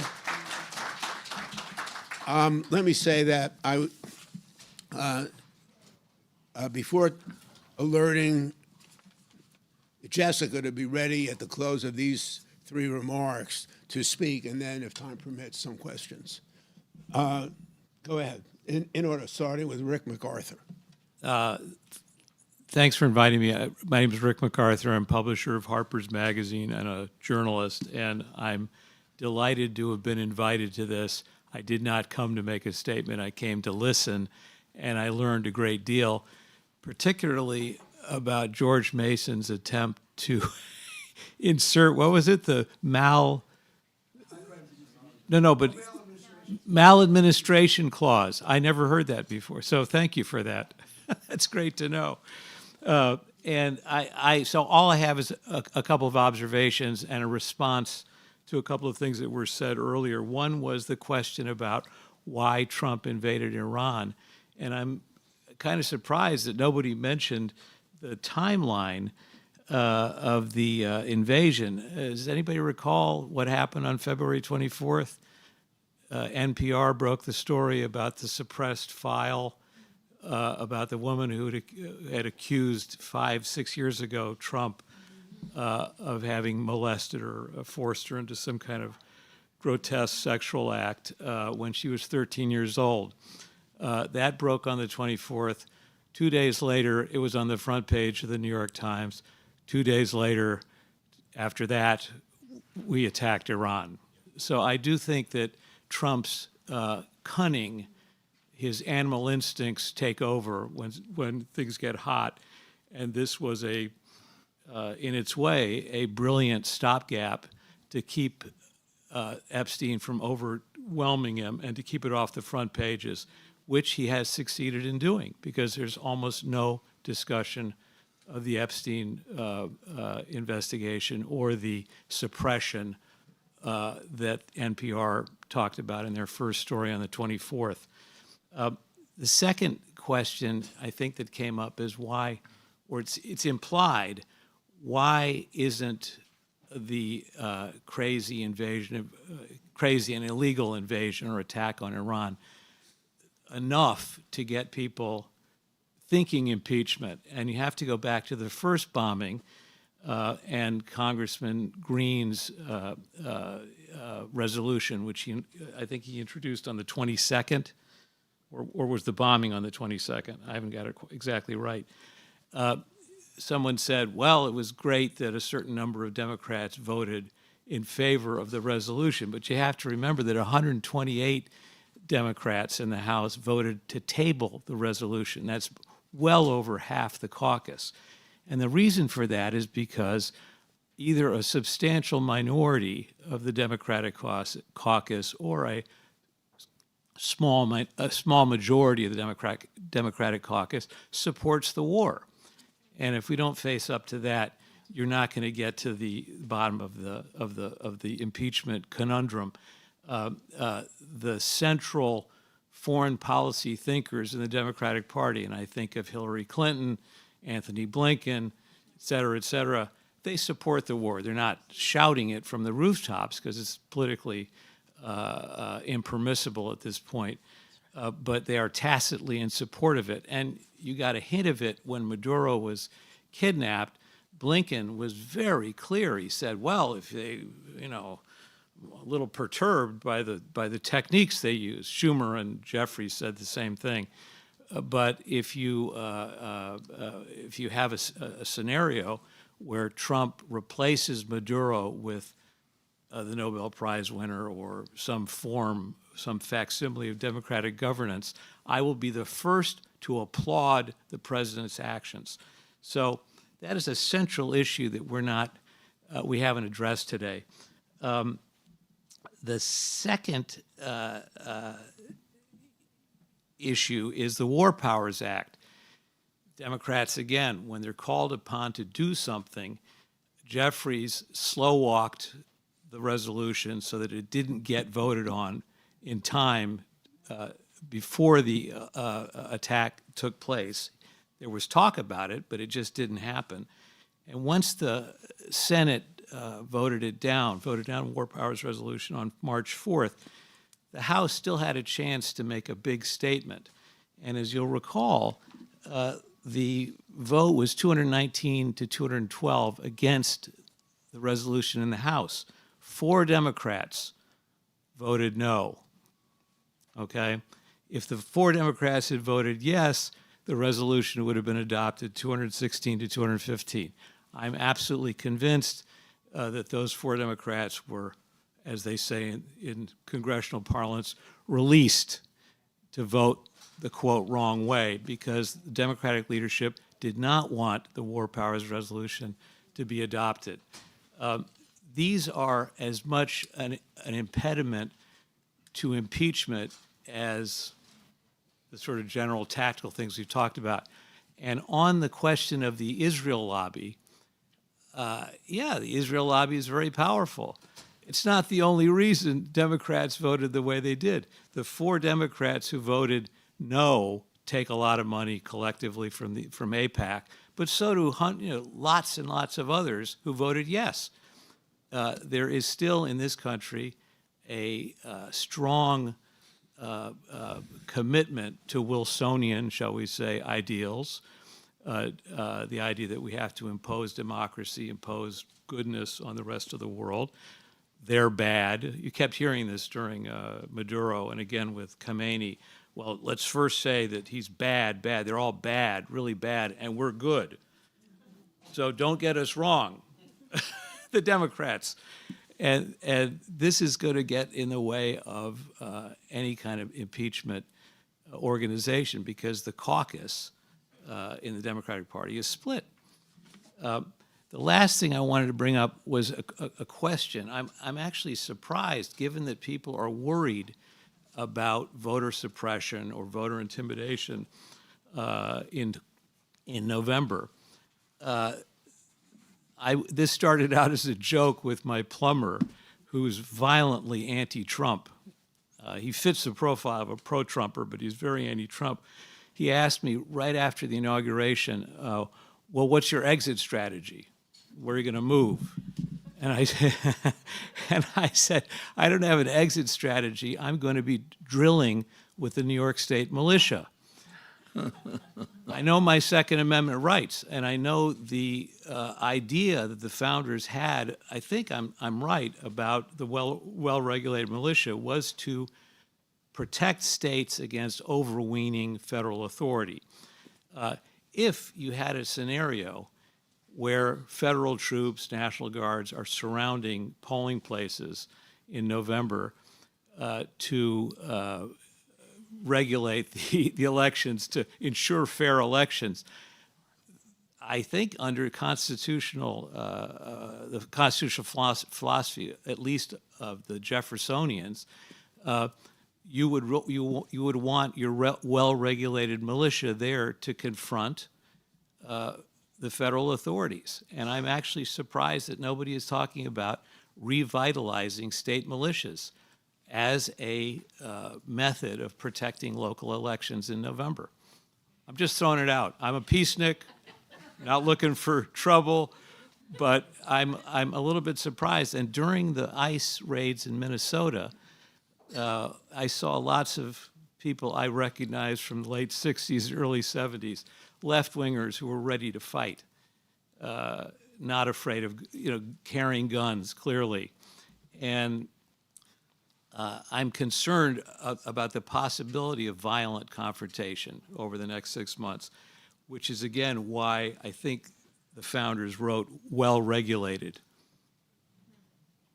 militia. They don't want a random shooting. On that spirited suggestion, thank you, Rick. Wow. I've been expecting a civil war, and that could be a piece of it. You have some points, but I don't want to go there. I am Ellen Barfield. I'm interested in my little bio statement here that I'm the co-founder of the Veterans for Peace Women's Caucus. I am. That's true, years ago.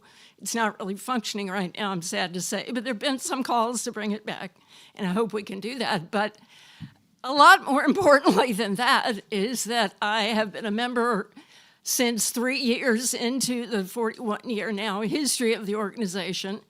I served as the vice president for a couple of years under the longest-serving president, Dave Klein, wonderful VFP president and Postal Service union guy also, and a Vietnam vet who had the realization that it was all crap when he was pulled out of a foxhole with his knee blown away, and he had killed the Viet Cong who had blown his knee away, and they pulled the guy's pictures out of his pocket, his wife, his children. And Dave said, and fought war ever since, resisted war ever since. I try to avoid those militaristic terms, but they pervade our consciousness and our language. And I'm the co-founder of the Baltimore Phil Berrigan Memorial Chapter of Veterans for Peace.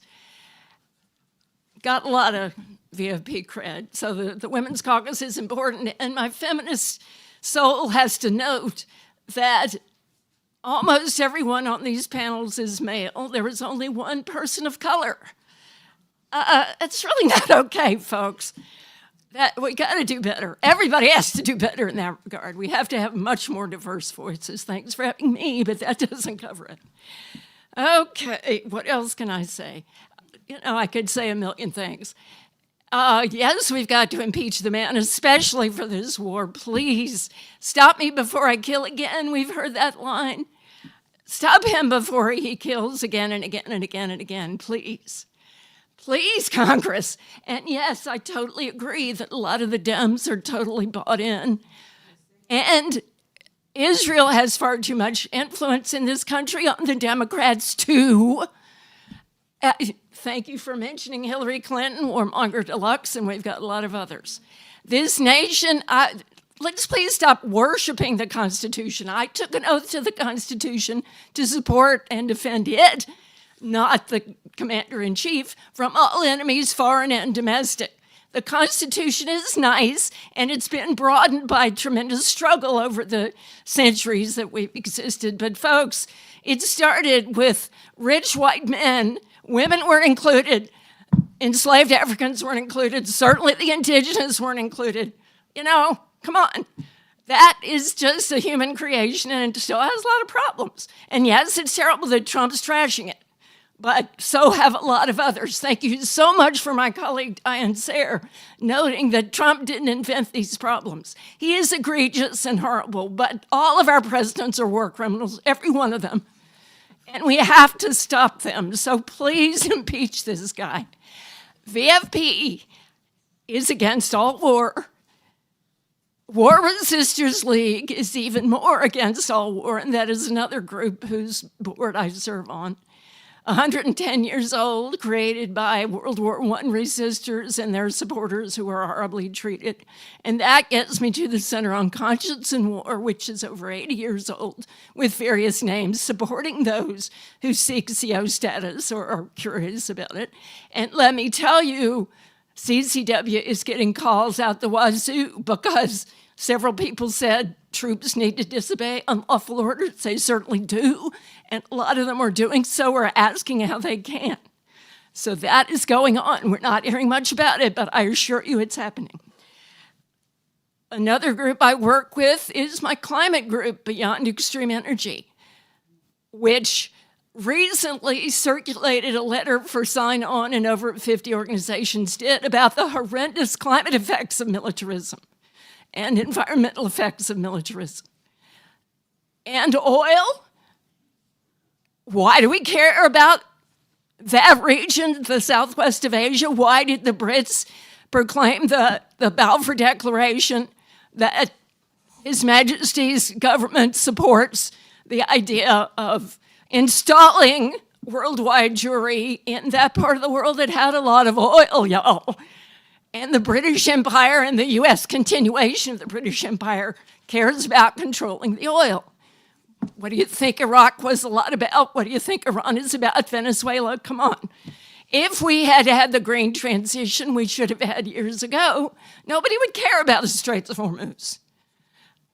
We just keep taking the same stupid steps and not taking the ones we need to.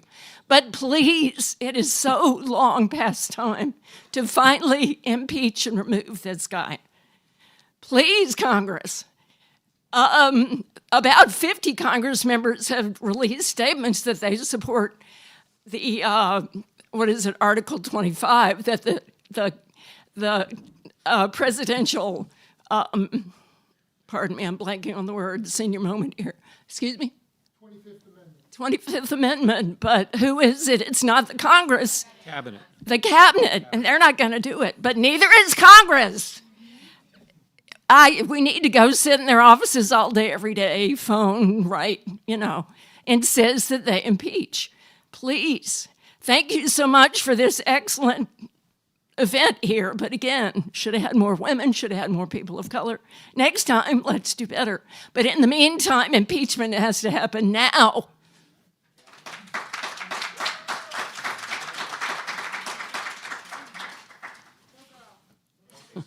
Everything has been said. Actually, I was in former English department. No questions afterward. Okay. And anyone with a question, go to the mic, please. Yes, go I ahead. was going to say that everything's been said, but as a former English department chair, and I write 1,000-page books for lawyers, I have a couple things. First, there are two magnificent pieces of literature done by the city, New York City Bar. on impeachment. One is like 38 pages. It lays out 6 different areas. If you want information to hand out to people, and Ralph is putting this forward, and so is Bruce as well, okay? And then a follow-up in March. They're magnificent pieces. They are legal briefs written for humans, okay? Okay. I say that a couple of my kids are lawyers, and I write books for lawyers. I'd like to just first take a moment of privilege and like to thank who you called the Mount Rushmore of civic virtue, a great man and a friend, okay, Ralph Nader, for having put forward this. You talk about a virtuous life, live for Americans, for everyone, just magnificent. Next point of privilege is my friend Dennis Kucinich. I was there when he was trying to stop a war in October of 2002, talking again and again and again. He was called by Richard Cohen a clown. Richard Pearl talked about a scurrilous lie. He was called Saddam's defender. He's trying to stop 1 million people from dying, okay? And face the brunt of all of it, okay? And today, as Elizabeth Kucinich was telling me later on, now today everybody says they were against the war. Not then. Not then, okay? And we're running into the same WMD lies. They're telling us about nukes, okay? And they destroyed the nuke pact, okay? If you read Scott Ritter's book, Deal Breaker, they had a good program to stop nukes. They're not developing nukes. They've had a fatwa against nukes. Yet they keep lying. It's the same WMD lies that they used to kill, for 1 million Iraqis to die. So this is, once again, you see history repeating itself. They have the same playbook to fool the American people. Keep repeating the same thing. Nukes, nukes, nukes. They don't have them. They've not tried to have them. Remember in 1996, Bibi would come out and start talking about they're weeks away, okay? They're months away. This has been going on for 30 years that they've been making those statements. Dennis asked in Congress, Bibi, after one hearing, he asked him, when are you going to send troops? And no, we're not going to send troops. I want to take one more point of privilege. One of my heroes is here, a great hero, a real journalist. Her name is Medea Benjamin, Code Pink. Magnificent human being.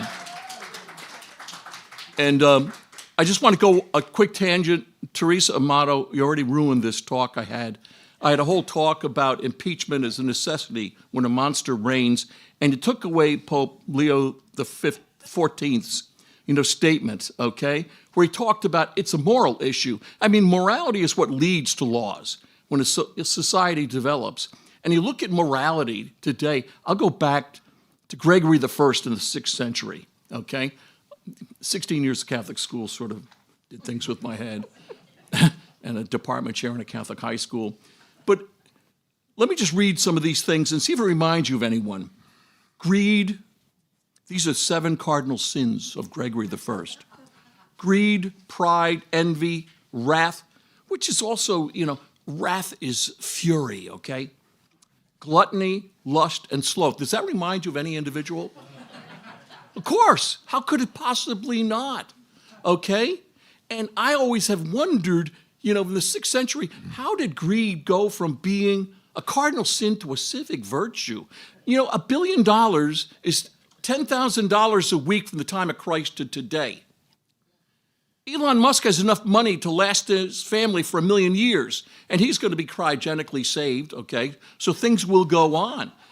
We think about what is happening in our society, that we have somebody, these are, some of the characteristics that talk about greed, pride, envy. You know what they all breed? They breed a cruelty, an insensitivity. This is not the Great Gatsby of Tom and Daisy Buchanan, where they were called careless people. These are cruel people, okay? Their cruelty knows no lengths. Today it's directed especially at people of color, okay? This is immense what they have done with SNAP and what they've done with Medicaid. And you're going to see with AI even more. They're going to have robots. You're going to be so happy you have a job. But I happen to think that there is a moral basis that leads to the legal issues that you've talked about. I don't want to go on forever, but I think when you're ruled by a monster, you have to do something. And you also have the one other huge problem, and that is what Louis Brandeis said. He said you have a choice. You can have all the money in the hands of a few, or you can have a democracy, but you can't have both. And today in Washington, we certainly live by a golden rule, but it's not the golden rule you know about, doing what others have to do. It's the gold rules. And we have to have a ballroom that's all gold gilded, okay? It's worse than the Gilded Age, okay? And what is happening in Iran, I think, I think of those girls. Incomprehensible evil. 165 girls aged 7 to 12 incinerated, and we don't apologize. And Medea or someone asked one of the politicians, what do you think? He said, they've killed 20,000, just not even able to register the horror of what we had just done. How is it possible? We as a people, when we call ourselves a Judeo-Christian Islamic society, no, we're not. Okay? We have this monster in charge. Humility? Okay? And by the way, gluttony was in there not because they were worried about health, okay? They're worried about taking from other people, okay? So I don't want to go off on a tangent because those 16 years of Catholic school sort of distorted my view of the world, okay? But I do like to thank everyone for listening. And this is such a real project. Unlike Pete Hegseth, I don't think we should remove and encourage acts of war, okay? I don't think it's a good thing to remove the Code of Military Conduct. I don't think it's a good idea to tell people, just let yourself go. I had friends, I did not go to Vietnam, but I had friends who were there, and they regretted so much just being unleashed, just being turned loose. They had incredible grief afterwards. These were good people, and they gave us, he told me, Bernie, my friend, they gave us these weapons of war and the trauma. And I happen to also think in terms of the Israel-Gaza, both countries deserve peace. And I just think Israel's on a suicidal path, and I don't want to see that for Israelis. I certainly don't want to see it for Palestinians. And I think last word is everyone should read Martin Buber, the great Israeli existentialist writer, The I-Thou relationship. Societies only prosper when people talk to people and you listen and you respond differently and we each influence one another. It's a back and forth civilization of dialogue. And that's what's missing in our society. We just pigeonhole people. We push them to the side. And it's so tragic in a society when we can't capture the essence of the other person and listen to them. So read I-Thou by Martin Buber. Thank you. Thank you. Thank you twofold for promising not to go on, you said, forever. It was touch and go there at the end. But your remark, others have made it, our audience nationally streamed and C-SPAN should answer the question that you've posed. Which side are you on? An American named Pope Leo or an American named Pete Hegseth who said that we should kill as many people as possible in the name of Christ? I do not arbitrate what Christ would have done, but George Washington, Abraham Lincoln, FDR would not be doing this. I'd like to ask, before any questions, is Jessica Denson hear me for her to make her remarks that will be audible? I absolutely hear you. Can you hear me? We can. Jessica, tell us where you are, who you are, what you had for breakfast, and then speak for up to 5 minutes. Well, I didn't have breakfast. I didn't even go to sleep last night because I'm on the West Coast and I've been streaming this all for you. Thank you to all of our viewers on Lights On who are watching this live. I want to put an immense thank you to Ralph Nader and Bruce Fein for organizing this, as well as my good friend John Bonifaz of Free Speech for People. My name is Jessica Denson. I am the founder of the Removal Coalition and the Remove the Regime movement.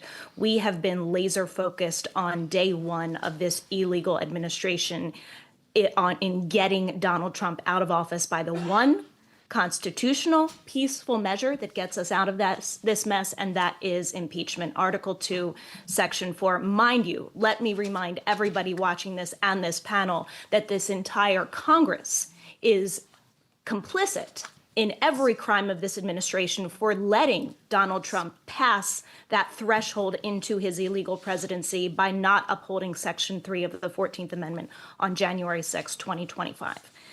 I am preaching to the choir if I tell this audience that we have passed so many thresholds when accountability should have happened, when somebody's foot should have been put down, and this should have stopped.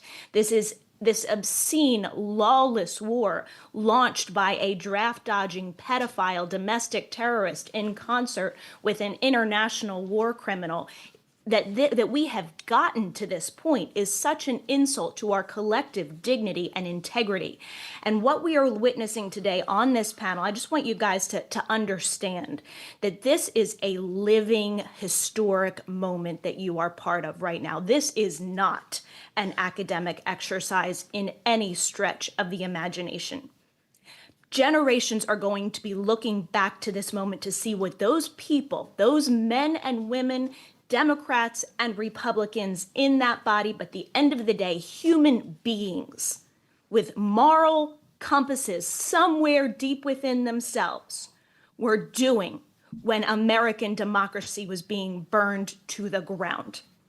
Why have they not been calling for impeachment and removal every day up until now? The death of every child who was denied U.S. aid, the death of Alex Preddy, Renee Good, Keith Porter Jr., and countless others at the hands of ICE, the death of innocent sailors on the Caribbean who have been extrajudicially killed by this administration, the death of our service members now, and the thousands of innocent civilians who are being killed in this illegal war.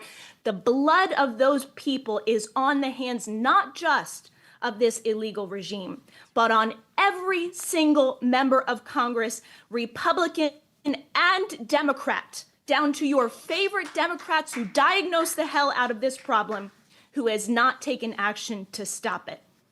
There is a man, as we have discussed today, who has filed articles of impeachment yesterday, John Larson of Connecticut, 13 articles of impeachment. Every single member of Congress, and we can get to the Republicans, but for God's sakes, we have to start with the Democrats who are supposed to be in the opposition in this country, should be a co-sponsor on those articles right now. And the moment this Congress gets back into session, they should be forcing a vote on those articles under Rule 9, invoking Rule 9 to force a vote. Get on the phones, everybody, if you're watching this. Call John Larson and every other member of Congress and say, that's the next step we're waiting for. 202-224-3121. Hit up those lines. Tell them we need Rule 9 invoked on House Resolution 1155, and we need it immediately when this Congress comes back into session.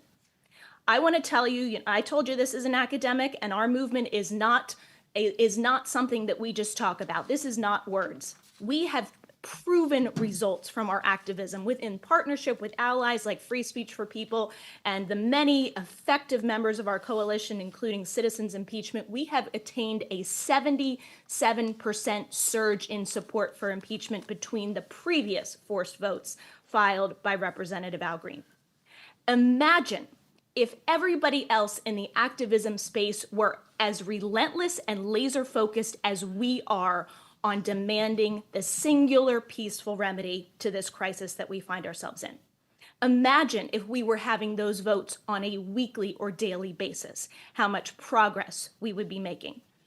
This is also a call to my fellow activists, to anybody out there organizing any kind of protest, and whatever your downstream issue is as far as how this lawless criminal regime is violating your rights. There is one constitutional remedy that is going to get us out of this, and it is impeachment, and we all need to be making this demand in one unified voice. If we were doing this, if the leaders of groups with much greater resources than I have in my 1 year on the ground activism have, such as Leah Greenberg and Ezra Levin of Indivisible, were utilizing mass mobilizations of millions of Americans, not just to say no kings and have a day of solidarity and mutual aid, but to make a unified demand that the American people are demanding the immediate conviction and removal of this criminal regime. Can you imagine how that pressure would be translating to our members of Congress and the media? It is time for everybody in whatever space you are to step up.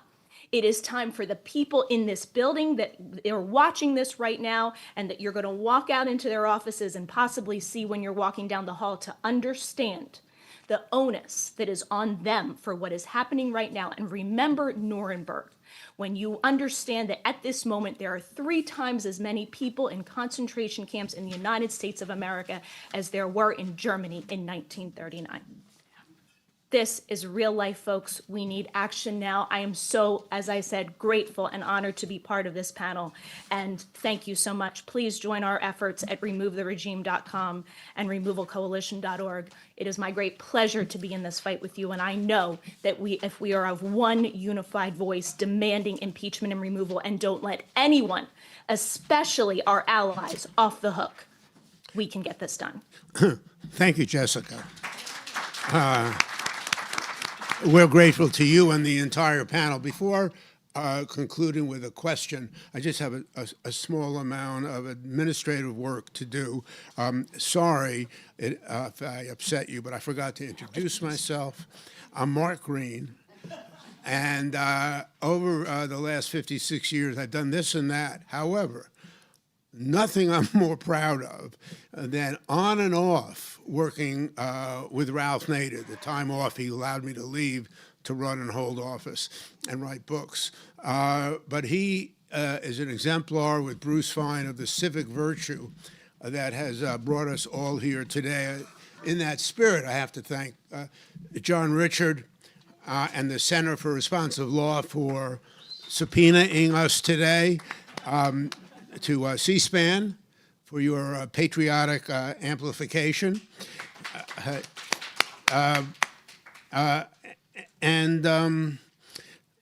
Finally, forgive me, if you're interested in all of this, I do write weekly several times a Substack called The Inflection Zone, named for the distortion field that Donald Trump has put it into. The inflection zone. With that, you ready to end this thing? Sure. And Mark, thank you for introducing yourself, because I have a question for you. My name is Russell Mokhiber. I'm the editor of the Capitol Hill Citizen. Someone dug up a 2008 interview with Hillary Clinton, and it's viral video. In it, she says, "I want the Iranians to know that if I'm the president, we will attack Iran." And did you see that? Ellen saw it too. She's a warmonger. There it is. Okay, now here's the question. I believe it's real. I don't think it's AI generated. I think it's real. Mr. MacArthur implied, I believe, if I heard him right, that one of the reasons the Democrats are not in this room doing this exact same thing is because they favor the attack on Iran. You mean Democratic politicians? Yes, including Hillary Clinton. So here's a question for you, Mark. A healthy proportion, not A healthy all proportion, of them. There's a yeah. split. So what is your thought on that? My thought is that a politician at the end of a campaign said something to rhetorically excite, swing voters. She shouldn't have done that, and I'm sure she regrets it today. That's 1,000 times different, of course, than a sitting president promising genocide, which if he got away with it at this time, not the execution of that, but the promise, think how that changes the world, per se. That is, if you're Putin, if you're any country with a nuclear weapon or with the capacity to do it, you now know there's a precedent that you can hold a nuclear sword of Damocles over a lesser adjacent neighbor and get your way based on an American precedent. That's why it is urgent that some aspect of resignation, impeachment, the 25th Amendment, or a new agenda by a new Democratic president, which is not just wishful thinking, but is palpable, is the long-term answer. I would say 80% of voting Democrats opposed attacking Iran before, and certainly does now. And I'm guessing 80%, 90% of elected Democrats do as well. Fortunately, I can hardly answer for myself, much less my friend Hillary Clinton in 2008. Sorry she said that. Sorry that I have people in my family who like Donald Trump, and I'll take care of business. There's only one, by marriage. And that's all I can do, other than encourage all of you to watch this if you didn't see it. For those out there, there'll be a compilation of all the remarks here, because they were so extraordinarily high quality.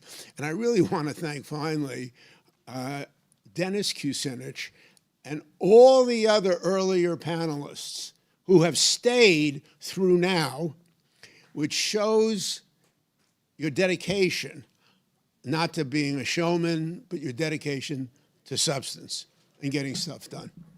Russell, thank you. And now a final comment. From, Elizabeth Kucinich. So Elizabeth Kucinich's Kucinich. wife. I just wanted to speak to the Iran issue. This has been built over multiple administrations. This situation we find ourselves in right now doesn't come out of nowhere. When Netanyahu came to the committee that Dennis was in mid-90s and said, we want America to knock off Libya, Syria, Iraq, and Iran, you know the stewards that are in Congress who do that. It's a bipartisan effort. So with this accountability has to be noted. It's a bipartisan thing.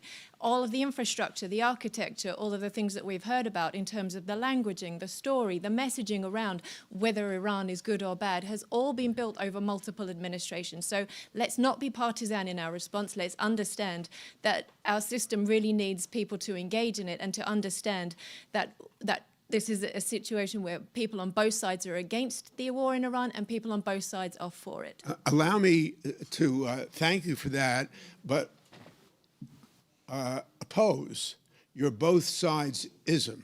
Your statement was right. Both parties over time have been culpable to some extent or another. Right now, the Constitution anticipated that impeachment, which has been used 4 times in the past, be operational for a president who is insane or unfit.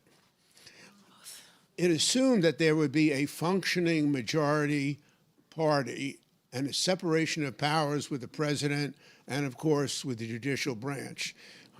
The failure of the Republican caucus in the House and the Republican caucus in the Senate, notwithstanding what Hillary Clinton said, a couple of decades ago, they are responsible for not holding Trump to the constitutional standard that they took an oath of office to uphold.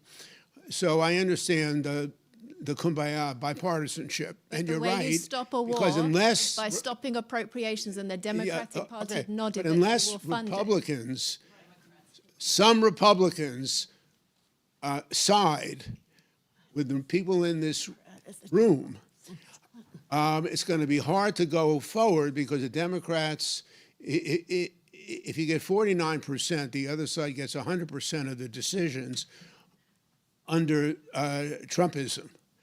And there are some Republicans who favor, I assume, Massey, for example, impeachment and prosecution, and appreciate, as Ralph Nader began by saying, or others have referred to, what were the odds that when Ralph urged that Nixon be impeached after winning 49 states and 61% of the vote, that he would be